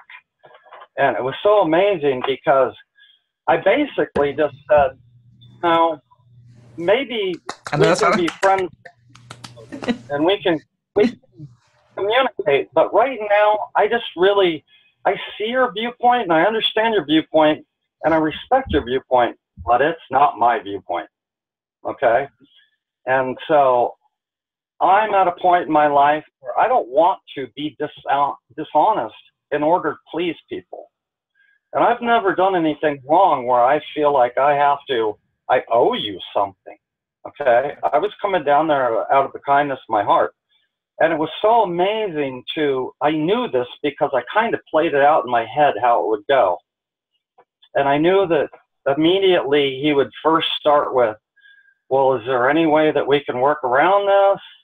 And then it got into insults. And I said, you know what, I can completely understand you. Thanks for sharing that. And I just let it go. I just said, we'll talk in the future. I don't know when, but there's some big changes coming up. And so, you know, be prepared for those. Because right now where your thinking's at, they may surprise you. And it was really one of those things that when I was done, it was like, holy shit, I just did that. And for the rest of the day, I was like, I yanged out. I just yanged out. I did things like a guy, and I felt like, wow, I haven't felt like this for a couple decades. It's been a couple decades since I just was myself, unapologetic. And this is how it's going. Why? I don't need a reason, because this is how I choose to be. Mm-hmm. And it was just amazing to go through that and just not have to justify it. Just say, you know, I'm not drawn to do that because I'm not drawn to do it. That's all. And to hear the response from him, well, that's because you're this, or that's because you're that. And I went, cool, right on, thanks for sharing, you know, without having the need to get into insulting him or getting tangled up in that. And I got off the phone call and I realized by the end of the day that was kind of like your finding your lion heart, you know, where you really have to swing out of your pendulum. And for me, I've been a pussy for like 20 years, just let life run over me because I didn't want to offend people. And so nice guy. It took me most of the day to get back to like modulating that, you know, where being a big old pud's not going to work, but being this really aggressive person doesn't work for me either. Mm-hmm. And so, you know, it was one of the most amazing things just to find my truth and just stand in it and say, I don't want to do this. I'm not going to do this. And you can have your opinions about it, and that's okay. You know, but it was so amazing that the rest that I got that night. Oh, yeah. Yeah. I slept so good, and woke up the next morning and I just sat there and cried because I realized how much of myself I don't share with other people, and I hide, or I try and make sure that I'm liked or approved. And I never put two and two together. I never realized, why are people running over me? I'm so nice. I'm so kind and so helpful. Why is everybody running over the top of me? And, you know, and it took that swinging the pendulum, is what I call it, to get back to just understanding that you know, those things, those feelings, those emotions, and being scared is, I always thought they were scary. I was always punished as a child for feeling emotion or feeling any emotion. I was the goof off, so I got punished for that. And then if I cried, I got punished for that. And so it really just amazed me to see myself and realize I don't have to justify my existence any longer. I can just be who I am. And if people don't like it, I'm okay with that. Mm-hmm. I mean, what are they going to do? Leave my life? I live on the side of a mountain in the forest. Mm-hmm. And so my nearest neighbor is a half mile away. I've pretty much taken care of anybody leaving my life in that sense. So I just wanted to share that. I'm still processing it, but it's kind of amazing that I spent so much of my life being inauthentic. To please people. Yeah. Mm-hmm. And the damage that it has caused me personally, financially, emotionally, pleasing other people without being honest and just saying, no, I don't want to do that. Mm-hmm. You know, it was kind of amazing, but get ready, Patricia. Well, I think that's awesome. Yeah, that is so awesome. But because I was thinking, you know, when you were sharing that, I would expect that to be, you know, a trigger. So when we're triggered, what triggers us is usually bringing attention to one aspect of something that's going on inside of us internally. And so this was one of those times, instead of you internalizing, and you went ahead and you allowed yourself to be authentic and everything came out. And so it didn't trigger you to have a judgment against yourself. Instead, it liberated you, right? So normally that trigger that plays, and you didn't this time because you weren't deceptive. You were completely authentic. Yes, and it really did open me up to all the different areas where I am dishonest, mm-hmm.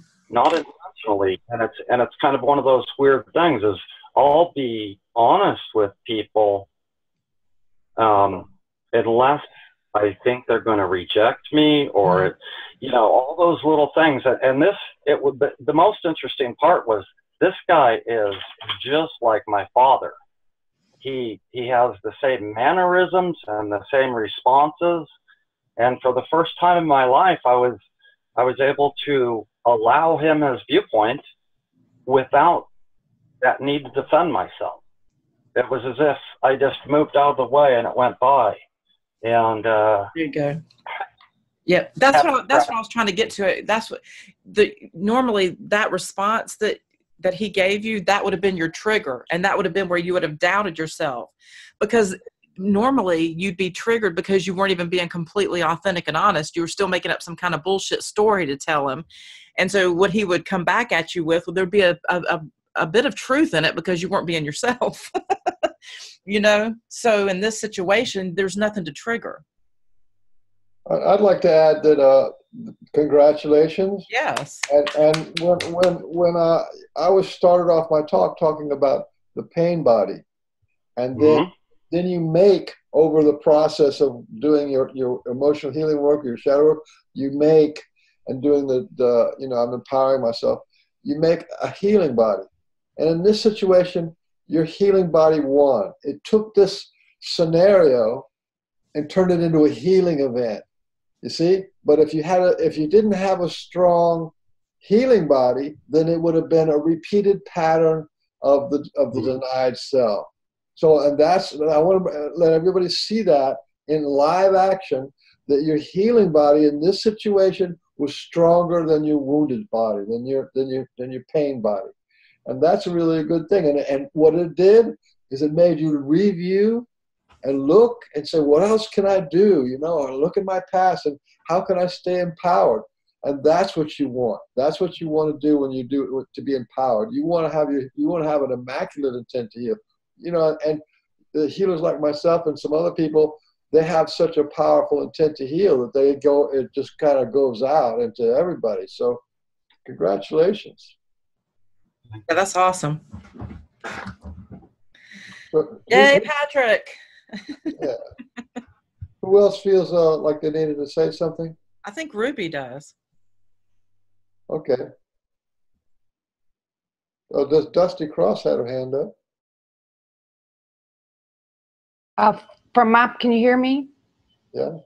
From my perspective, and where I am currently on my path, it's about owning your value. And I think his example was a good example of owning his value. He was presented with the wall of fear, but something in him was ready, recognize the energy signature, I call it, and he didn't match that energy signature. He wasn't vibrating at that signature any longer. So therefore, when he spoke to that energy signature, it responded. And I can say from personal experience, that energy signature will keep responding for a period of time, because I think some of my thoughts are being implanted into my mind. I understand the power of mind, and I hear what you're saying, but I do think they are outside little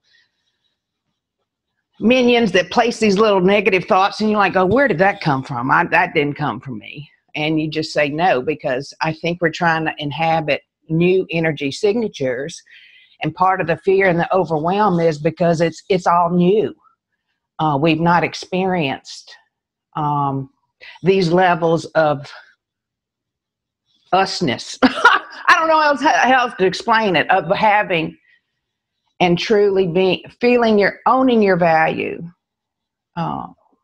And like Patricia says, standing as a sovereign being. I think all of these experiences and traumas we've had has brought us to a point to where we're able to fine-tune energy signatures now. And so it's easier for us to recognize and go, whoop, nope, don't want that in my life anymore. I'm going to address that. Okay, great. Oh my God, this feels good. And I just think this is different levels of valuing yourself, or the allowing the God part, or your spark, or your soul to shine no matter what your circumstance is. I mean, I live in a great deal of pain. I accept that it's okay. I'm happy. So I'll just focus on being happy. And my body will do what my body's going to do. I mean, I hear you about a pain body. I must have a gigantor one, but I feel like I've made peace with it. And that's really all I wanted to say. That's pretty beautiful. What kind of pain do you have? Physical pain or emotional pain? A central nervous system, total burnout. Okay. Multiple surgeries, car accidents, and traumas. And Wow. So now I'm 63, and I'm learning a lot. I'm taking a course about owning my value and earning my worth. And I'm really fine-tuning my ability as an intuitive to recognize certain energy signatures and how they make me feel, and eliminating those, or addressing those energies head on, and creating a better environment inside and outside. Well, that's pretty much what I teach. I was actually going to get to if I don't know if we're going to have time today or not, but I wanted to get to doing the judgment and denial release. Okay. Because that teaches you. I'm going to do it right now because I think there's some more questions. That teaches you the actual way you can take a judgment and release it. So you have the emotion release, and you find the words that is the snake. The judgments are like the snake. You find the words like "I'm not good enough," and you do a formal release on it with a breathing technique, and you visualize it going out, and then you give yourself replacements.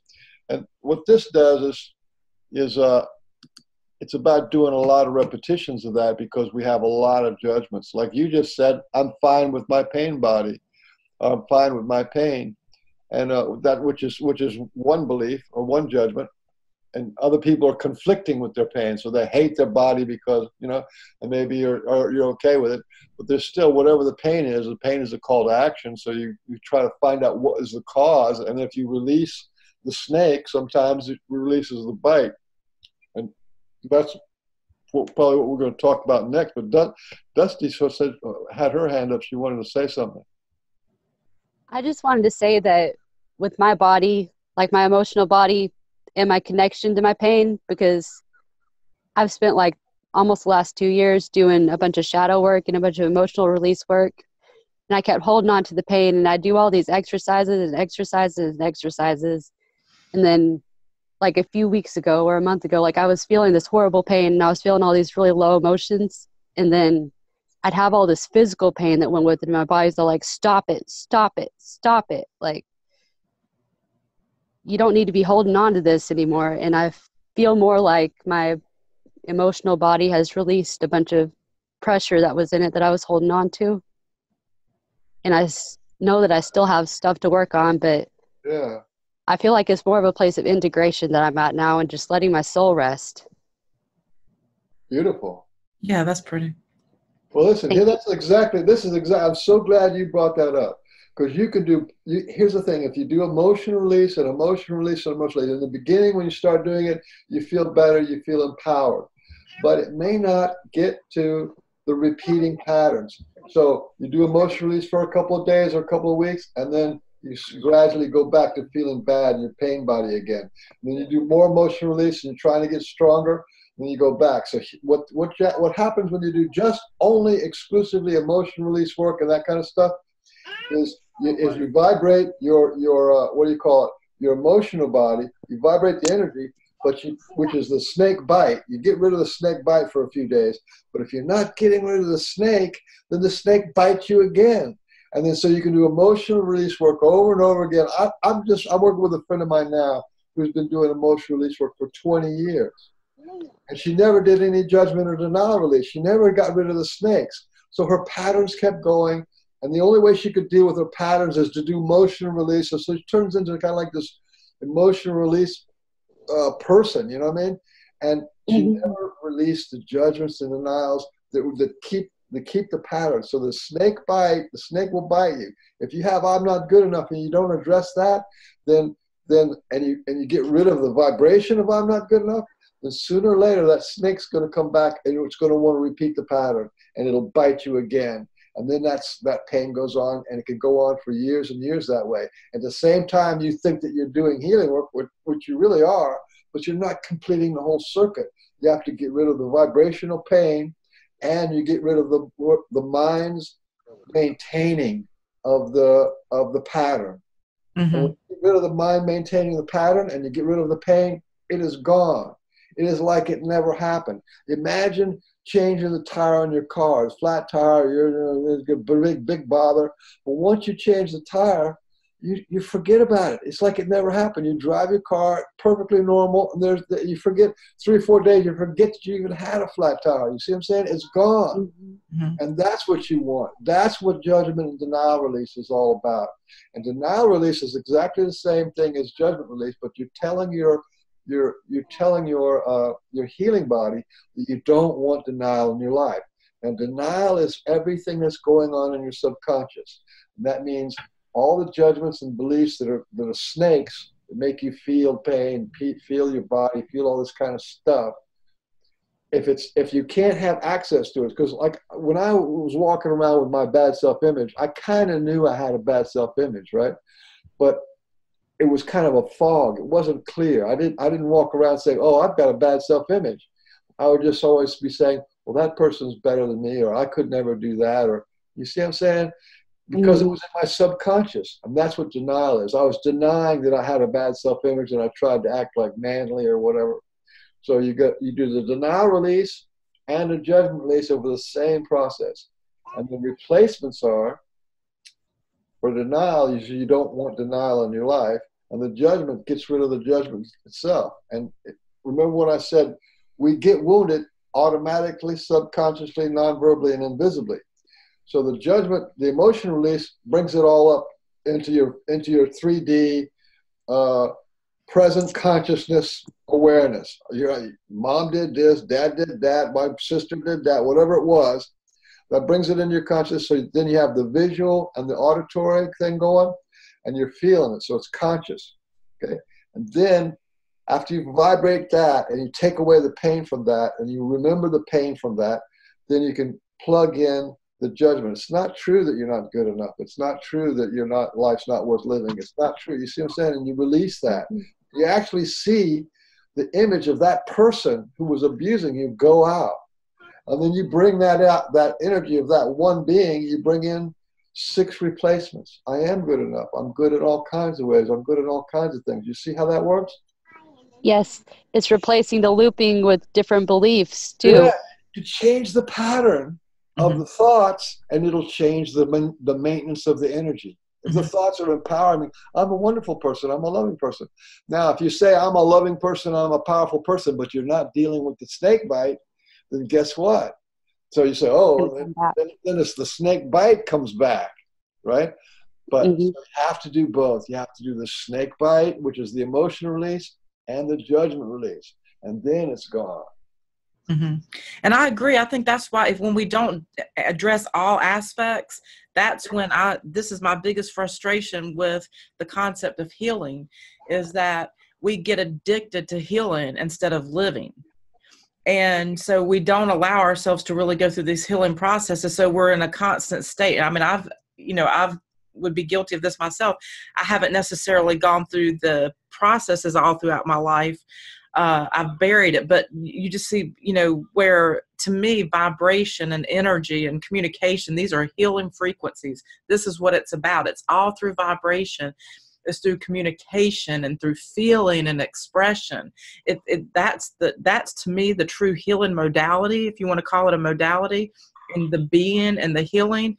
And it's not these looped states that we stay in through our brain and through our mind, where we're addicted to the attention we get because we get attention by going to someone for the healing. We get addicted to the connection of it to another human being because it's fulfilling a loneliness in us, and we're not really addressing what's causing the loneliness. So I feel like what Michael's sharing is so important. Like, you have to address all aspects to actually allow the integration and the healing to take place. And it's thought and feelings. If you think of thought as the man, the masculine, the input, and the feeling is the woman. And this is the natural man. This is the man not getting along with the woman, or the man maintaining the woman's subservience, right? The man poking the woman, the man not seeing the woman, man not valuing the woman. And so in our subconscious, you have the thoughts that are replaying the abuse to the emotional side. And this is why you don't have a natural man and a natural woman, is because the man treats the woman like shit, and the woman's pissed off at the man. And this is what goes on inside of us, and then it's what goes on outside of us, and what goes on between the rich and the poor and all that kind of stuff. It's all the same. It's all variations of the same pattern. So, and this stuff is deadly. Was it Ruby that said that she has like this a lot of pain in her body? Here's what I think we should do if you want. As I'll show you some judgments. I'll show you some judgments that have I've looked up, I've worked with people that cause pain in the body. And I want to show you what judgments look like so that you can kind of feel them. You know what I mean? So here's just a list of judgments I have. The first one is healing doesn't work, meaning emotional healing, right? Or my illness is a punishment for God. When you look inside, and some people have that, they get hurt and they think it's a punishment from God, and that's going to be really hard. That gets into your body. I have to suppress my feelings of anger, or I have to hold back all my feelings. And if you hold back all your feelings, and that vibration still is in your body, it goes somewhere and it goes into making your body sick. My feelings are ugly, and my feelings make me ugly. Yeah, it's my job to be hurt. A lot of people feel that. It's my job to be hurt. And that your body thinks that that's what you're supposed to do, and you become hurt. And then other people have the other thing, says, my illness helps me be more strong and heroic. And if you think that having emotional pain or physical pain is some kind of a heroic journey, then that's kind of like a pretty toxic thing to have in there. Other people identify with their illness. So my illness is who I am. The only time they ever got love, or the only time they were ever recognized, is when they're ill. So they became an illness. They became their illness. You know, and I must deny my illness and keep going. My illness is against me. And each one of these things is the snakes that are biting you. And you may not have one of these, but you might have some of them. I can't trust anybody or myself. You know, Patricia had a little bit of that when she was going on her walks. You can't trust anybody if you can't trust yourself to be all right. I have to struggle to survive. This is stuff that goes on inside people's bodies. Great suffering is a proof of my spiritual power. And that the spiritual people get into that. They think that shadow work, or this suffering is you got to be suffer to know God, or suffer to be worthy, or something. It's ridiculous. I have to take on the suffering from others. A lot of the people who are empaths, who have this really, they get dissociated between their suffering and other people's suffering, and they think they have to take on the suffering of the world or whatever. I don't want to live in this world. This world is painful all the time. I deserve to suffer. It's my job to suffer. I mean, if you have that as a belief system and that pattern keeps you going, then that means you're always going to be on the lookout for reasons to make you suffer. All I'm allowed to feel is bad. If that's what you get as a child, you know, I always feel bad or sad. If that's what you get as a child, then that's going to take a wear and tear on your body if all you're allowed to feel is bad. God wants me to suffer. You know, when we're little, mom and dad is the first God. And if you think that they want you to suffer, and they're always talking about God, then you think that because you're suffering, God wants you to suffer. So that means it just kills any chance of a healing body. So you're just a suffering body. Okay. If I really release my emotions, it'll hurt people. And there you go. When you love people, you don't want to hurt them, right? So if you say what you feel, then it's going to hurt them. Somebody's going to be crushed, you know? And so you hold back. I can only get the love I need when I'm sick. I can't take care of myself as an adult. And these things here's one down here, like, life is a struggle. I have to fight to survive. Whoops. Yeah, I hate people. I hate myself. I hate the world. Yeah. Does anybody have any ones like this they want to work on? And I think what we'll do is we'll practice a judgment and denial release, just so I can walk you through that process. Anybody got any votes on one that release? Well, something that you didn't mention on that slide that you just put up, but I thought that it was really interesting because this ties into not being authentic. One of the things was I'm dependent on my parents or whoever, friends, family, what I couldn't see because it went too quickly.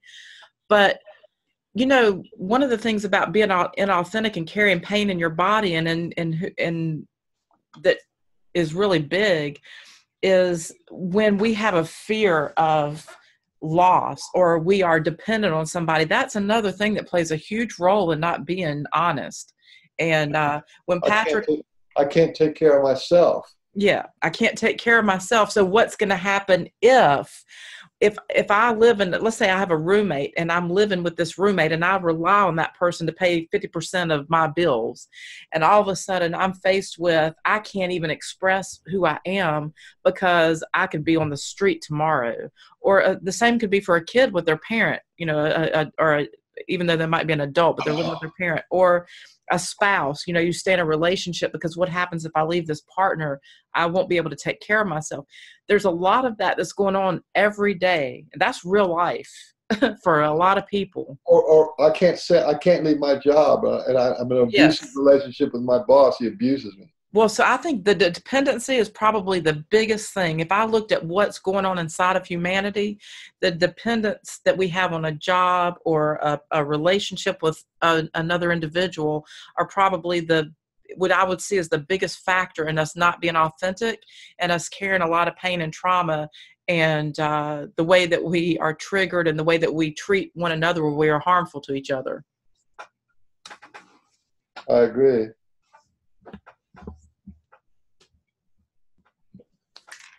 So I think that would be a good one. Which one? Which one? The dependency on others, like when you're saying let's practice and exercise, like So let's do that one on I have to depend on others. Let's put it in, because it could be variations on it. Let's try to get it into a simple. What was the actual words of the feeling? I can't survive unless I'm dependent on others. Well, I guess, yeah. I mean, I guess it goes back. Maybe it goes back to not trusting yourself to take care of yourself. Well, that's a different subject. That's a variation of it. Okay. I can't. Well, you decide. Well, no, I want to work with yours because you're the one who has to. Because it's something that was current with you. So, well, it just came to me when I was thinking about, when I look at relationships in general with what everyone's sharing and what I see with the sessions that I do with people and even in my own experiences, I feel like most of us, what it comes down to, we have a dependency with our children or with our parents or with our partners or with our jobs. So it goes in all aspects of life. So how about somebody else input? Like, yeah, just someone else input what you think. I just feel like that one's really strong. I like that, but I think he may be able to get to a root. You know, he said that's a variation of something, something, something. Yeah. So I would trust your judgment.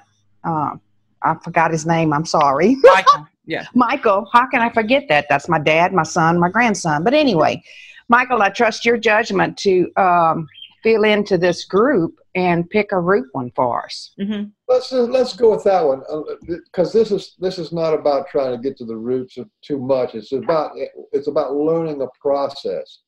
A process is, and you can use that process. As you saw that list, I didn't even show you all this. That list goes down, and there's at least 100 of them on there. So let's do the one. I have to be dependent on other people. Just leave it at that. Real simple. So, and like Patricia was saying, that's a discomfort. Like you ran that scenario, that's a discomfort. So the first thing you do is you feel the discomfort, the discomfort of the denial. It's a denial because it's part of your operating system. And so the first thing you do is recognize. So recognize, accept, forgive, release, and replace. That's the steps. And how, if you do it naturally, it's going to become because you recognize, accept, forgive, release, and replace. Or to do it formally. And this is about doing a formal release because nobody wants to carry around this junk. So then you say, the first thing you say is, oh, you can't see it yet, Craig. I don't have it shared yet. Yeah, denial release. Can you see it now? Okay. First, you feel the discomfort of this denial, which is also the judgment, has caused in your life.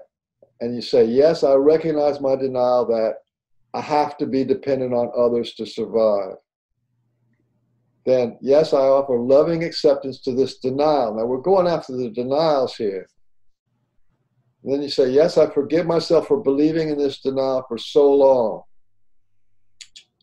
Next, because I no longer need or want denial in my life, I now offer it loving release. And this is where the ritual comes in. So when you say this out loud, you say all this stuff out loud, you have a big lung full of breath, and you release. Let air out, right? And when you do that, you're actually, that's a which it's like your body releases it, and you can feel it go. If it's the right words and in the right situation for you, then you'll feel it go. And then you add the visualization of you seeing the energy, either a person walk out or the image of the energy walk out, and you see it leaving your space. So it's very important to have that visual, the biofeedback from your body with the exhale and the visualization of seeing that energy walk out. Then the last thing you do is say, yes, I'd now like to replace this denial with the new understandings that, and then you're going to see them walk back in. And you always use the opposite of what it is. So denial means you don't know. So the opposite of that is you want to know. I no longer need things hidden. Denial is not loving. I cannot love what is in denial. My light must be able to shine into what was denied. I no longer want my greatness denied. What is denied is part of me. Denial blocks my love. Denial is no longer helping me. I want nothing denied ever in my life. I will not be hurt by my denials anymore. That's the basic steps of what the denial release looks like and how it feels like. I have this in video form, so if you want to look it up later.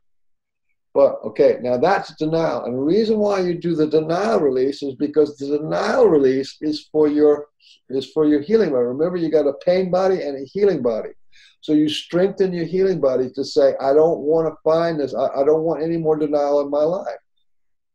Now, who was it? Was talking about was it James who was talking about, he just realized that, he wanted to assert himself and say no. Well, that was his healing body, see?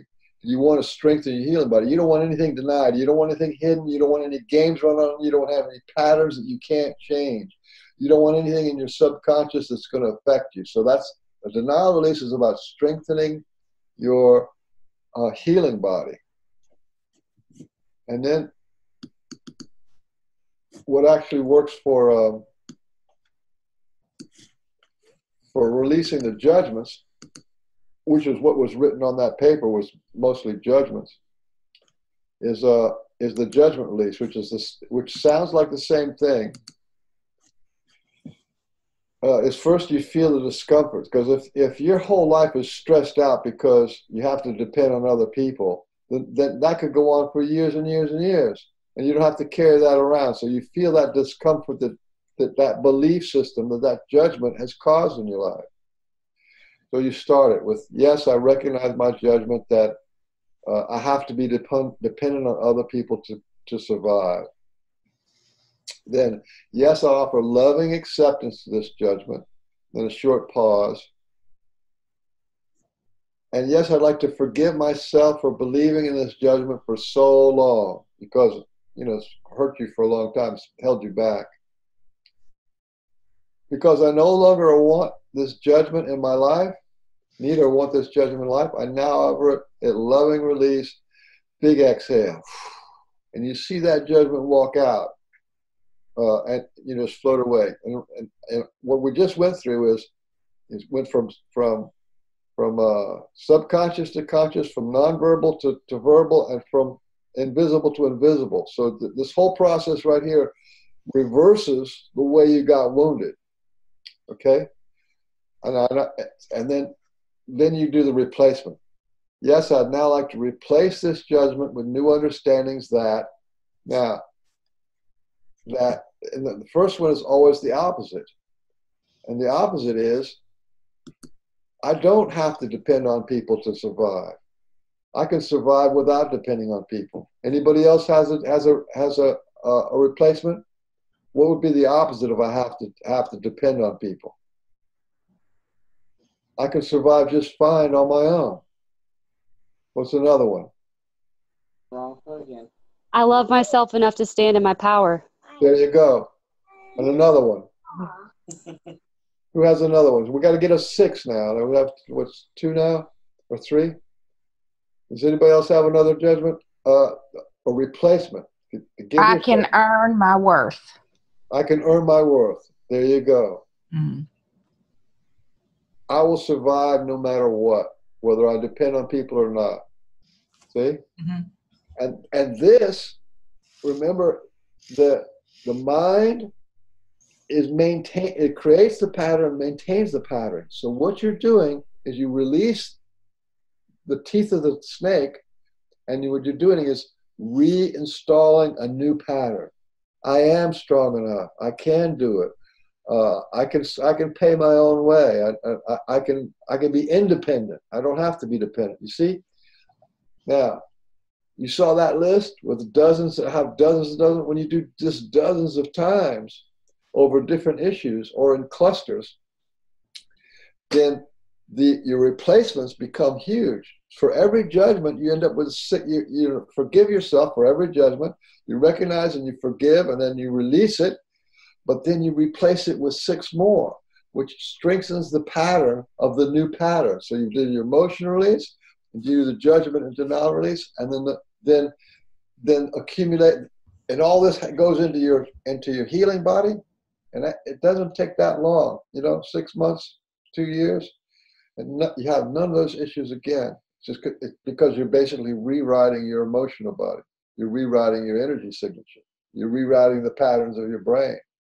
And that's the way it works. And it works really well. You want to do another one, or you want some feedback?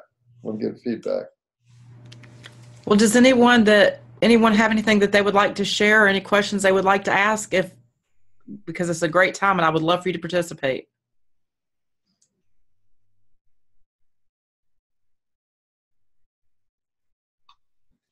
Okay, if you don't have anything to share, is there another one that you'd like to go over? You want to go look at that list again? That list is on things that work with that have known to be cause suffering in your body or cause illness in the body. But there's another list for relationship. There's another list for money. There's another list for God's, all the God stuff. There's another list for sexuality and self-worth. See, that's just one list, and that's got 100 things on it. So here's the thing is, our patterns, even though they're simple, there's a lot of them, Mm-hmm. Now, you may not have 100 of them, but you might have 20, and each one will have a variation, like for me, I'm not good enough, right? So I'm not a good enough father. I'm not a good enough husband. I'm not a good enough worker. I'm not a good enough employee or something. You see what I'm saying? That's a cluster of I'm not good enough. So they have variations of it, and you might get triggered in one thing or the other. But when you work on a cluster like that, like a cluster of grapes, once you pull the root one off, the rest of them go real easy, and then that issue is no longer a problem. I had a world-class bad self-image, and now I'm pretty much doing okay. I don't have that stuff in my head saying I'm not good enough and everybody's better than me. Yeah. Anything that anyone wants to go over, or we can let I think, does anyone want to, you think relationships is a good one? Yeah, any of them good. There is no man for me, or there is no woman for me. All right, let's just do relationships. Yeah, does anybody have a judgment about their relationships? Or love is painful? How about that one? Carol's going to talk. I make bad choices. Yeah, okay. I make bad choices.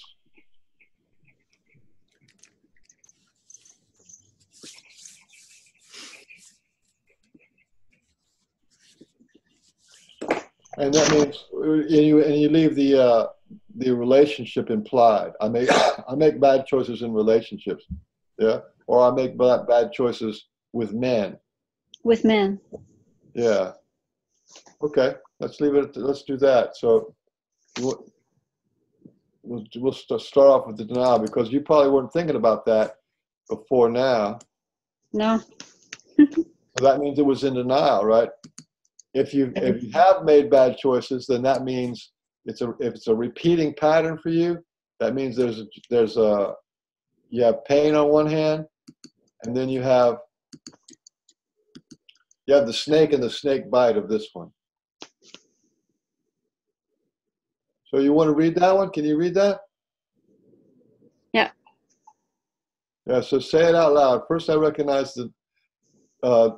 Yes, I recognize my denial that I make bad choices in men. Right. Okay, the next? Yes, I offer loving acceptance to this denial. Yes, I forgive myself for believing in denial for so long. That's really powerful, the believing in it. Oh, yeah. Because I no longer need or want denial in my life, I now offer it loving release. Right. Big exhale, and then you try to imagine, you can either see it as a little ball of light or a little dark spot or a physical person walking out of your life.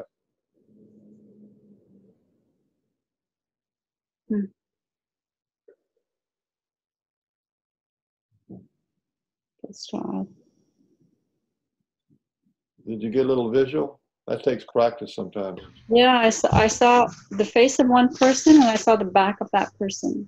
There you go. That's it. That's at the same excellent. time. That's excellent. You just saw your denial walk away. All right, so let's do the last one. I guess it would have to be something about trusting my... No, say it. Yes, I'd like... yes, I would now like to replace this denial with the new understandings that... Okay. Yeah, read that part. What it says last. Oh, yes, I would like to replace this denial with the new understandings that... List at least 6 I reasons. make excellent choices in men for myself. Yeah, I want to know. Yeah, you want to know this because then you can deal with it. I no longer want things hidden. If this thing's been bothering you for 10 or 12 years, then you don't want that hidden anymore. You want to deal with it directly. Denial is not loving. So if you had this denial and that you make bad choices with the relationships, that's really hurt you for a long time. You denied your opportunities for love. So denial is not loving. Yeah. Yes. And I can't love what is in denial. So there's the you that is in denial that's asking for release, and you can't even go there because it's in denial. My light must be able to shine into what was denied. You want to know. Your inner child work. Inner child work is all about shining your light into the pain of the past. Yeah? So that's 3 or 4 of my... I no longer want my greatness denied. What is denied is part of me. Denial blocks my love. Denial is no longer helping me. You see what I'm saying? So all this is about, again, it's about strengthening your healing body. And the whole idea, if you want to heal, is you don't want denial. Here we are, it's hard enough being stuck in a pattern, much less having it all denied. So Yeah. they bring it out of the subconscious and you want to see it in your face.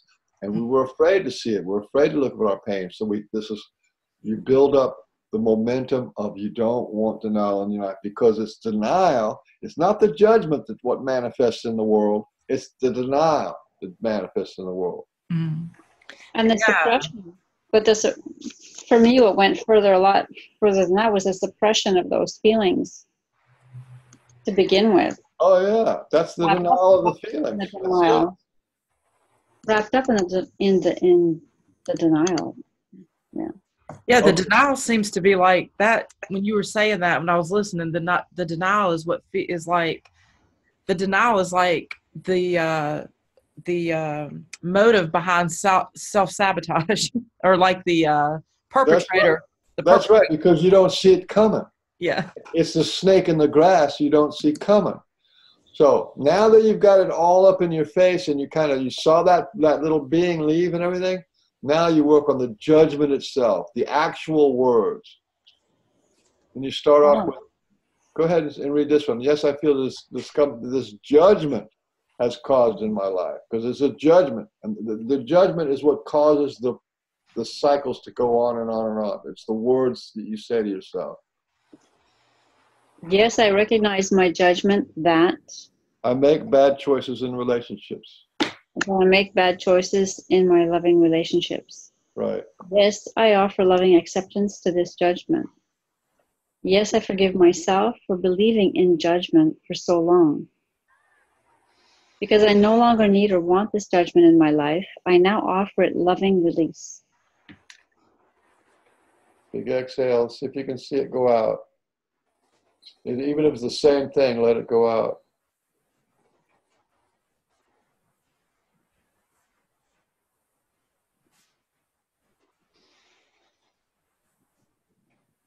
Yeah. It's almost as if where the judgment was created, that's the vision that I got. That's exactly right. That's exactly right.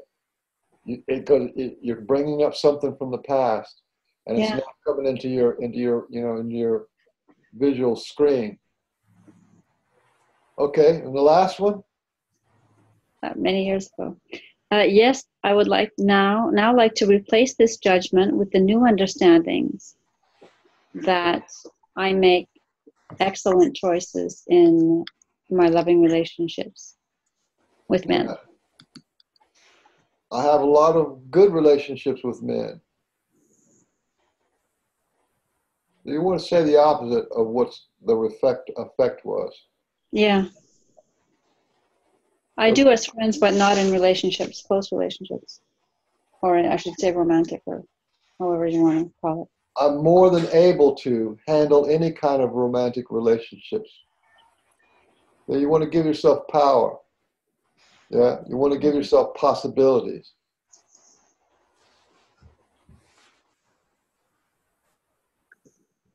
Are you feeling stuck? Try to give yourself some more. Give yourself some 6 things that are the opposite or empowering besides being stuck. Okay.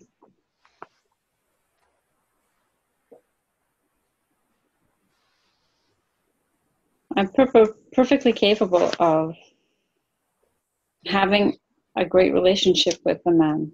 Yeah, that's a good one. I can make good choices with a man. I can make. What's that, like 4? Is that about? I think that's 4 now or 5. Mm-hmm. I think as you start giving yourself the judgments, the mind almost starts going a little bit deeper to where that came from. Yeah, that's exactly what exactly what this process does. When you get into digging into the one that you can catch, it'll take you to a deeper one. Mm-hmm. You know? Yeah, it'll take you to a more meaningful one, and that's why you want to learn this process. It's a pretty simple process, and it only takes a couple of days or something to memorize the whole thing.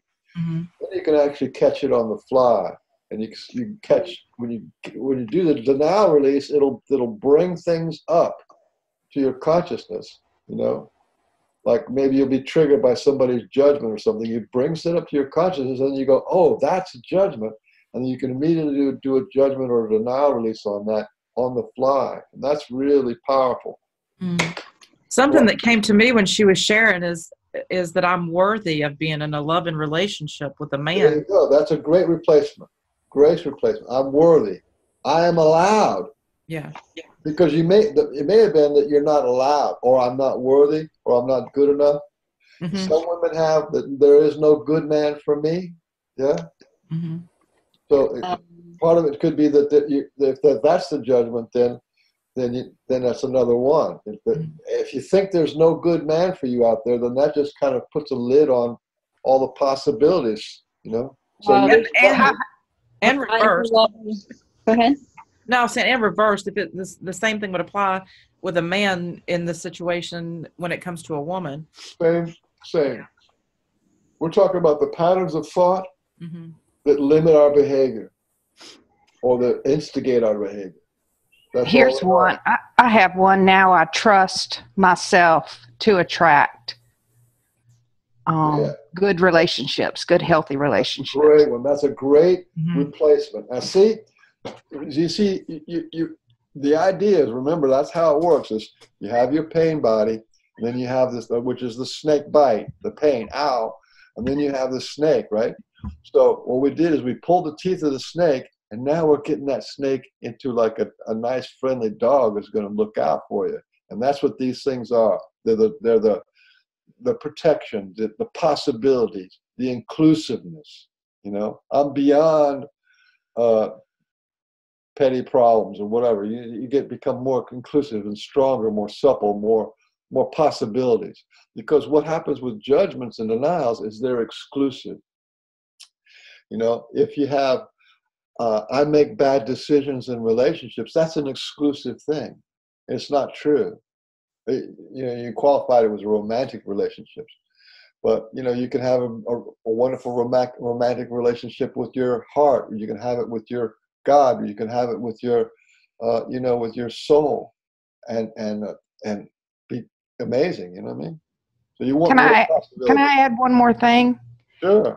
For me, in my experience, since she's talking about relationship with the opposite sex, I find for me because I had sexual abuse, that I thought what I wanted was touch or hug or holding hands or something like that. But I came to realize what I'm looking for is connection.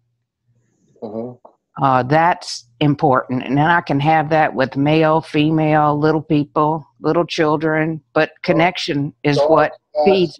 Yeah, connection is what I'm looking for. I've just been disconnected from my connection. If that makes sense. So there you go. You just found a beautiful judgment. I feel disconnected from my connection to people. That's a judgment. And that's also a denial, because 5 minutes ago you didn't have that, right? So it was in denial. But then we're talking about this, which brings it up out of your subconscious into your conscious, and now you can do that. You want to do that one? Well, for me, it was putting other people before myself. Yeah. That was when all of this started. That was the main training I had received as a child, and as a put others before you. Yeah. Put me before you. Always. And that's a terrible judgment, because that means no matter what, that means you're always kind of in the negative of taking care of yourself, and you have to take care of other people first. And another correlation of that, another variation of that, is I'm not worth love.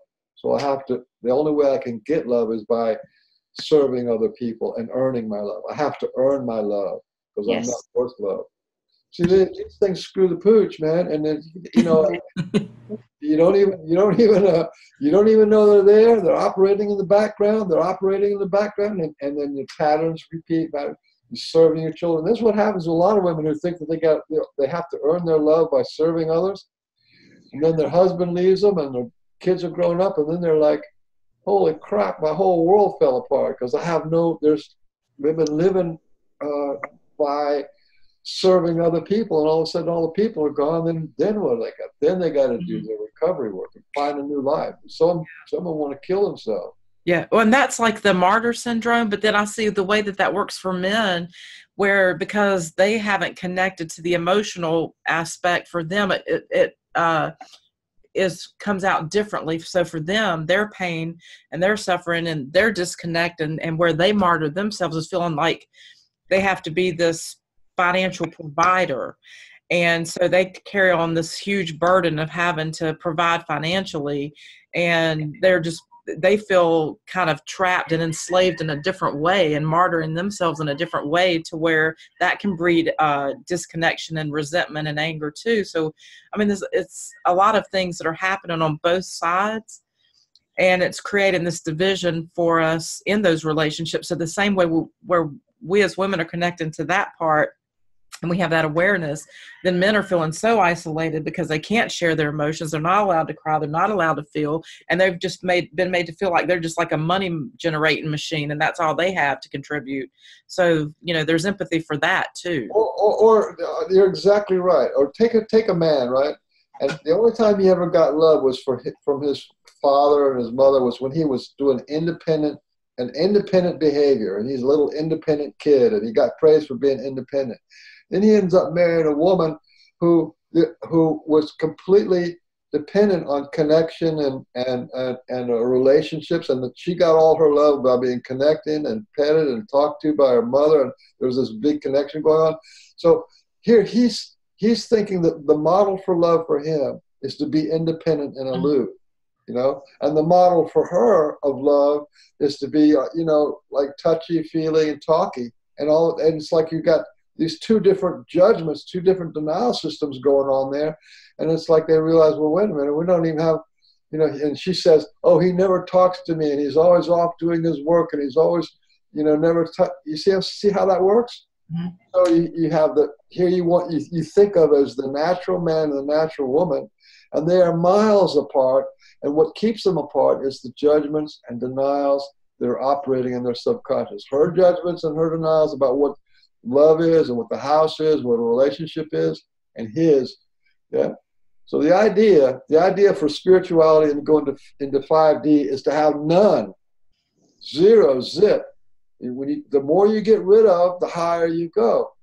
The more sensitive you are to the universe, to nature, to Mother Nature, to your nature. The less pain you have, and the more energy you have, the higher your consciousness. And that's where we're going. So healing. Anybody want to write this thing down on their chalkboard? Healing and evolution is the same thing. What you heal, you evolve. And that's where we're going. We're not going to be able to take all this judgments and denials and pain with us into 5D. It doesn't work that way. You got to do your work here on earth in your body. It doesn't work that way to go to heaven and die and go to heaven and come back. Well, that's what karma is. All the judgments that we've got from our grandmothers and fathers and history and, you know, like war and suffering and spare the rod and beat the child, whatever those things are that's been handed down for generations, that comes with us lifetime after lifetime. The only time you can clear it up is alive in this lifetime. Yeah. People, you can talk to people all the time that have traumas of being burned as a witch, or they have traumas of being died as a war, traumas of being abandoned, traumas of being families killed by Indians. You see, all this stuff from the past gets carried over into our pain body, and the mind, which remember from Dr. Bruce, we are energy bodies, we are energy beings, and we have to heal ourselves on the energetically level in 5D. Yeah. Well, I just really want to thank you for taking the time to share with us. I've said this so many times in the sessions that I do. I say it in all the interviews that I do. I think across the board, I think I'm just stuck on this because I feel like it's so important. You're the group that you've created, Language Lessons of the Heart. Language, communication, the word, the logos, the word the spirit became flesh and dwelt among us. That's us. We spoke creation into being. We are creating with our language. We create in our energy. Everything that we do, our intentions, everything is created through our thoughts, our hearts, and our expression. And so to me, the most healing thing we can do is communicate. And that is just what I find to be true. And to me, this is the most helpful thing that we can offer to humanity in our healing process.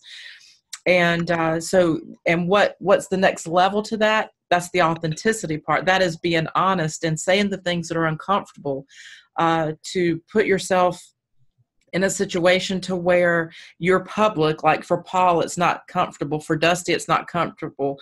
For Maya, it's not comfortable. For me, it's not comfortable. I mean, every time, and I've said this before, anytime that I'm going to do one of these events, I always want to back out. I'm always at the, just like, is there any reason that I can not do this?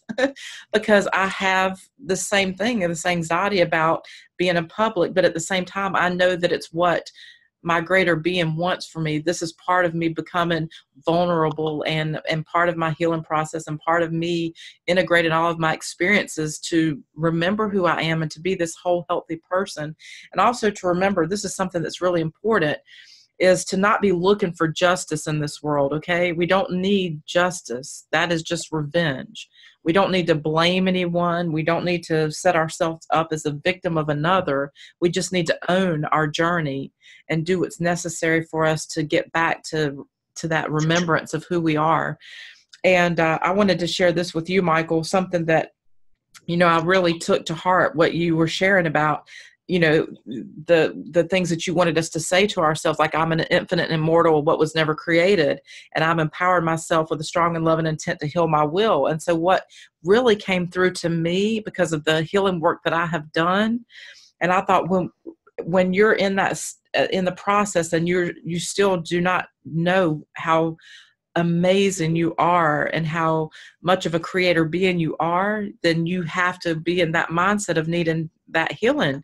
And I thought, now when you get to the point to where you can say, I'm empowering myself with a strong and loving intent to live my will in grace and gratitude, you see, you're no longer having to heal your will, but you are living your will in grace and gratitude. That's what we're really striving to be in that place of not feeling that there's anything to heal, but that we are actually living our will with intention. Well, what I teach is that once you get to the point of healing your will, at some point your will takes over and heals you, and that's what you want to get for. That's why you do the empowerments. That's why you do all this work and emotional release work. At some point, it gets into your subconscious, and your subconscious heals you, and then you're pretty much back in factory specs, the way you always think you should be. You're always you, though. Yeah. Yeah. Anyway, thanks so much for this wonderful talk, and I thank everybody for listening to me. Yeah. No, I think what you're doing, Michael, is amazing. I think your work, I mean, I think that this is very empowering and very helpful to people. And, you know, I just want you to know that since our last meeting, I've had a lot of private messages where people have been putting your empowering words into use, and they're seeing a difference in their life. They really appreciate it. Yeah. Yeah. Well, it's the core of all modalities. You're going to heal. You'll heal naturally if you do nothing. But this just happens to be the plot line. This happens to be the sort of like the recipe for the way all healing works. It has to go through these steps. Yeah. But you can do it. Some people can do it through dance. Some people can do it through music. Some people can do it through creativity. And, you know, it's still going to go through the same steps. Mm-hmm. Yeah. So is there anything that anyone else would like to say before we close? If not, I mean, I just want to say thank you so much. I really do appreciate this.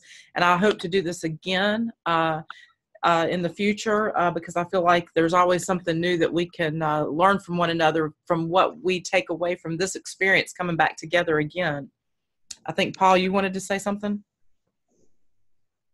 You're mute, Paul. Yes, I will. Yes, just thank you, Michael. And I have a lot to think about in a different way than before. And so I can use some of this. I'm going to listen to this program again and to put some of this into practice. Yeah. Yeah. Me as well. Thank you, Michael. That was very helpful. Just that little thing that you had me do. I'm going to go through a list and go through it, do it one by one. Well, I'm pleased. Listen, I have like 50 videos on my YouTube channel. I have a group for some support. Peter John Graham's in my group. He's a moderator and doing a great job. So there is support and there is more information. And remember this thing about information is not enough. You have to have process. So today we got a lot of information, a lot of good information, a lot of sharing. But we also learned some processes. And if you want to learn more how to do it, it is available. Yeah. And I was just going to say thank you for allowing everyone to share the way you did. I really appreciate that. Yeah, it's good. I'm with you. Sharing's a big deal. Okay, anyone else? Just a big thank you to everybody. And Maya? Thank you. Maya, did you want to say something?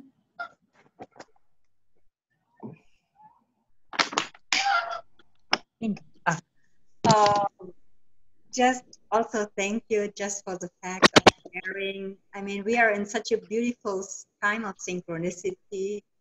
I also remember when I was months ago, I think when you did the last video, I was like really, I'm taking back my will. I mean, I was in this process, and then I listened to your beautiful, it's a beautiful phrase you were praising the will. I can't even remember it right now, but it's very beautiful. I mean, I just want to give thank you for all the beautiful synchronicity, sharing. I mean, as one heals, the other heals. It goes out into the field. I just want, I'm in deep gratitude of all of us coming together in the quantum field in one way or the other. Thank you, beautifuls, for sharing. We really are one. That's beautiful. We really are one. There really is a unity out there. Yeah. You can feel it like stronger every day. Even, I mean, there are days where, you know, you feel like, oh, you're doing that shit again. I mean, but then there is this stopping this judging, and you know, it's coming, like we're coming into a more state of serenity and observing, and I mean, it's a beautiful time of healing right now. You see what Maya Rose is doing? She's speaking from her healing body. Mm-hmm. And I just wanted to throw that in there, but she's speaking from, you know, oh, life is beautiful, you know, and I've had trouble in the past and I'm overcoming it. That's her healing body. Mm-hmm. Yeah. It's not like I'm stuck in bad relationships all my life. No, that's one polarity. The other polarity is, yeah, I'm healing and things are changing, things are getting better, and I can do it. You know what I mean? That's the healing body. Yeah. So I love to hear from the healing body. You know? Yeah. I don't know if we have time, but if it's still time, I would love to share a song and we all hold together some beautiful. Well, we're like it's almost 3 hours now. We're over 3 hours now. Well, I don't mind if you want to. I don't mind if you sing a song if you want, and if anybody wants to leave, they can leave, and I'll let you go ahead and sing your song. And yeah, just like to close beautiful and hold like the intention for all our healing. Yeah, and thank everyone for coming. And if anyone wants to leave, thank you so much. And I'm just going to let Maya close with her song. Thank you all so much. Love you so much, everybody, and the best wishes for everybody. Yeah.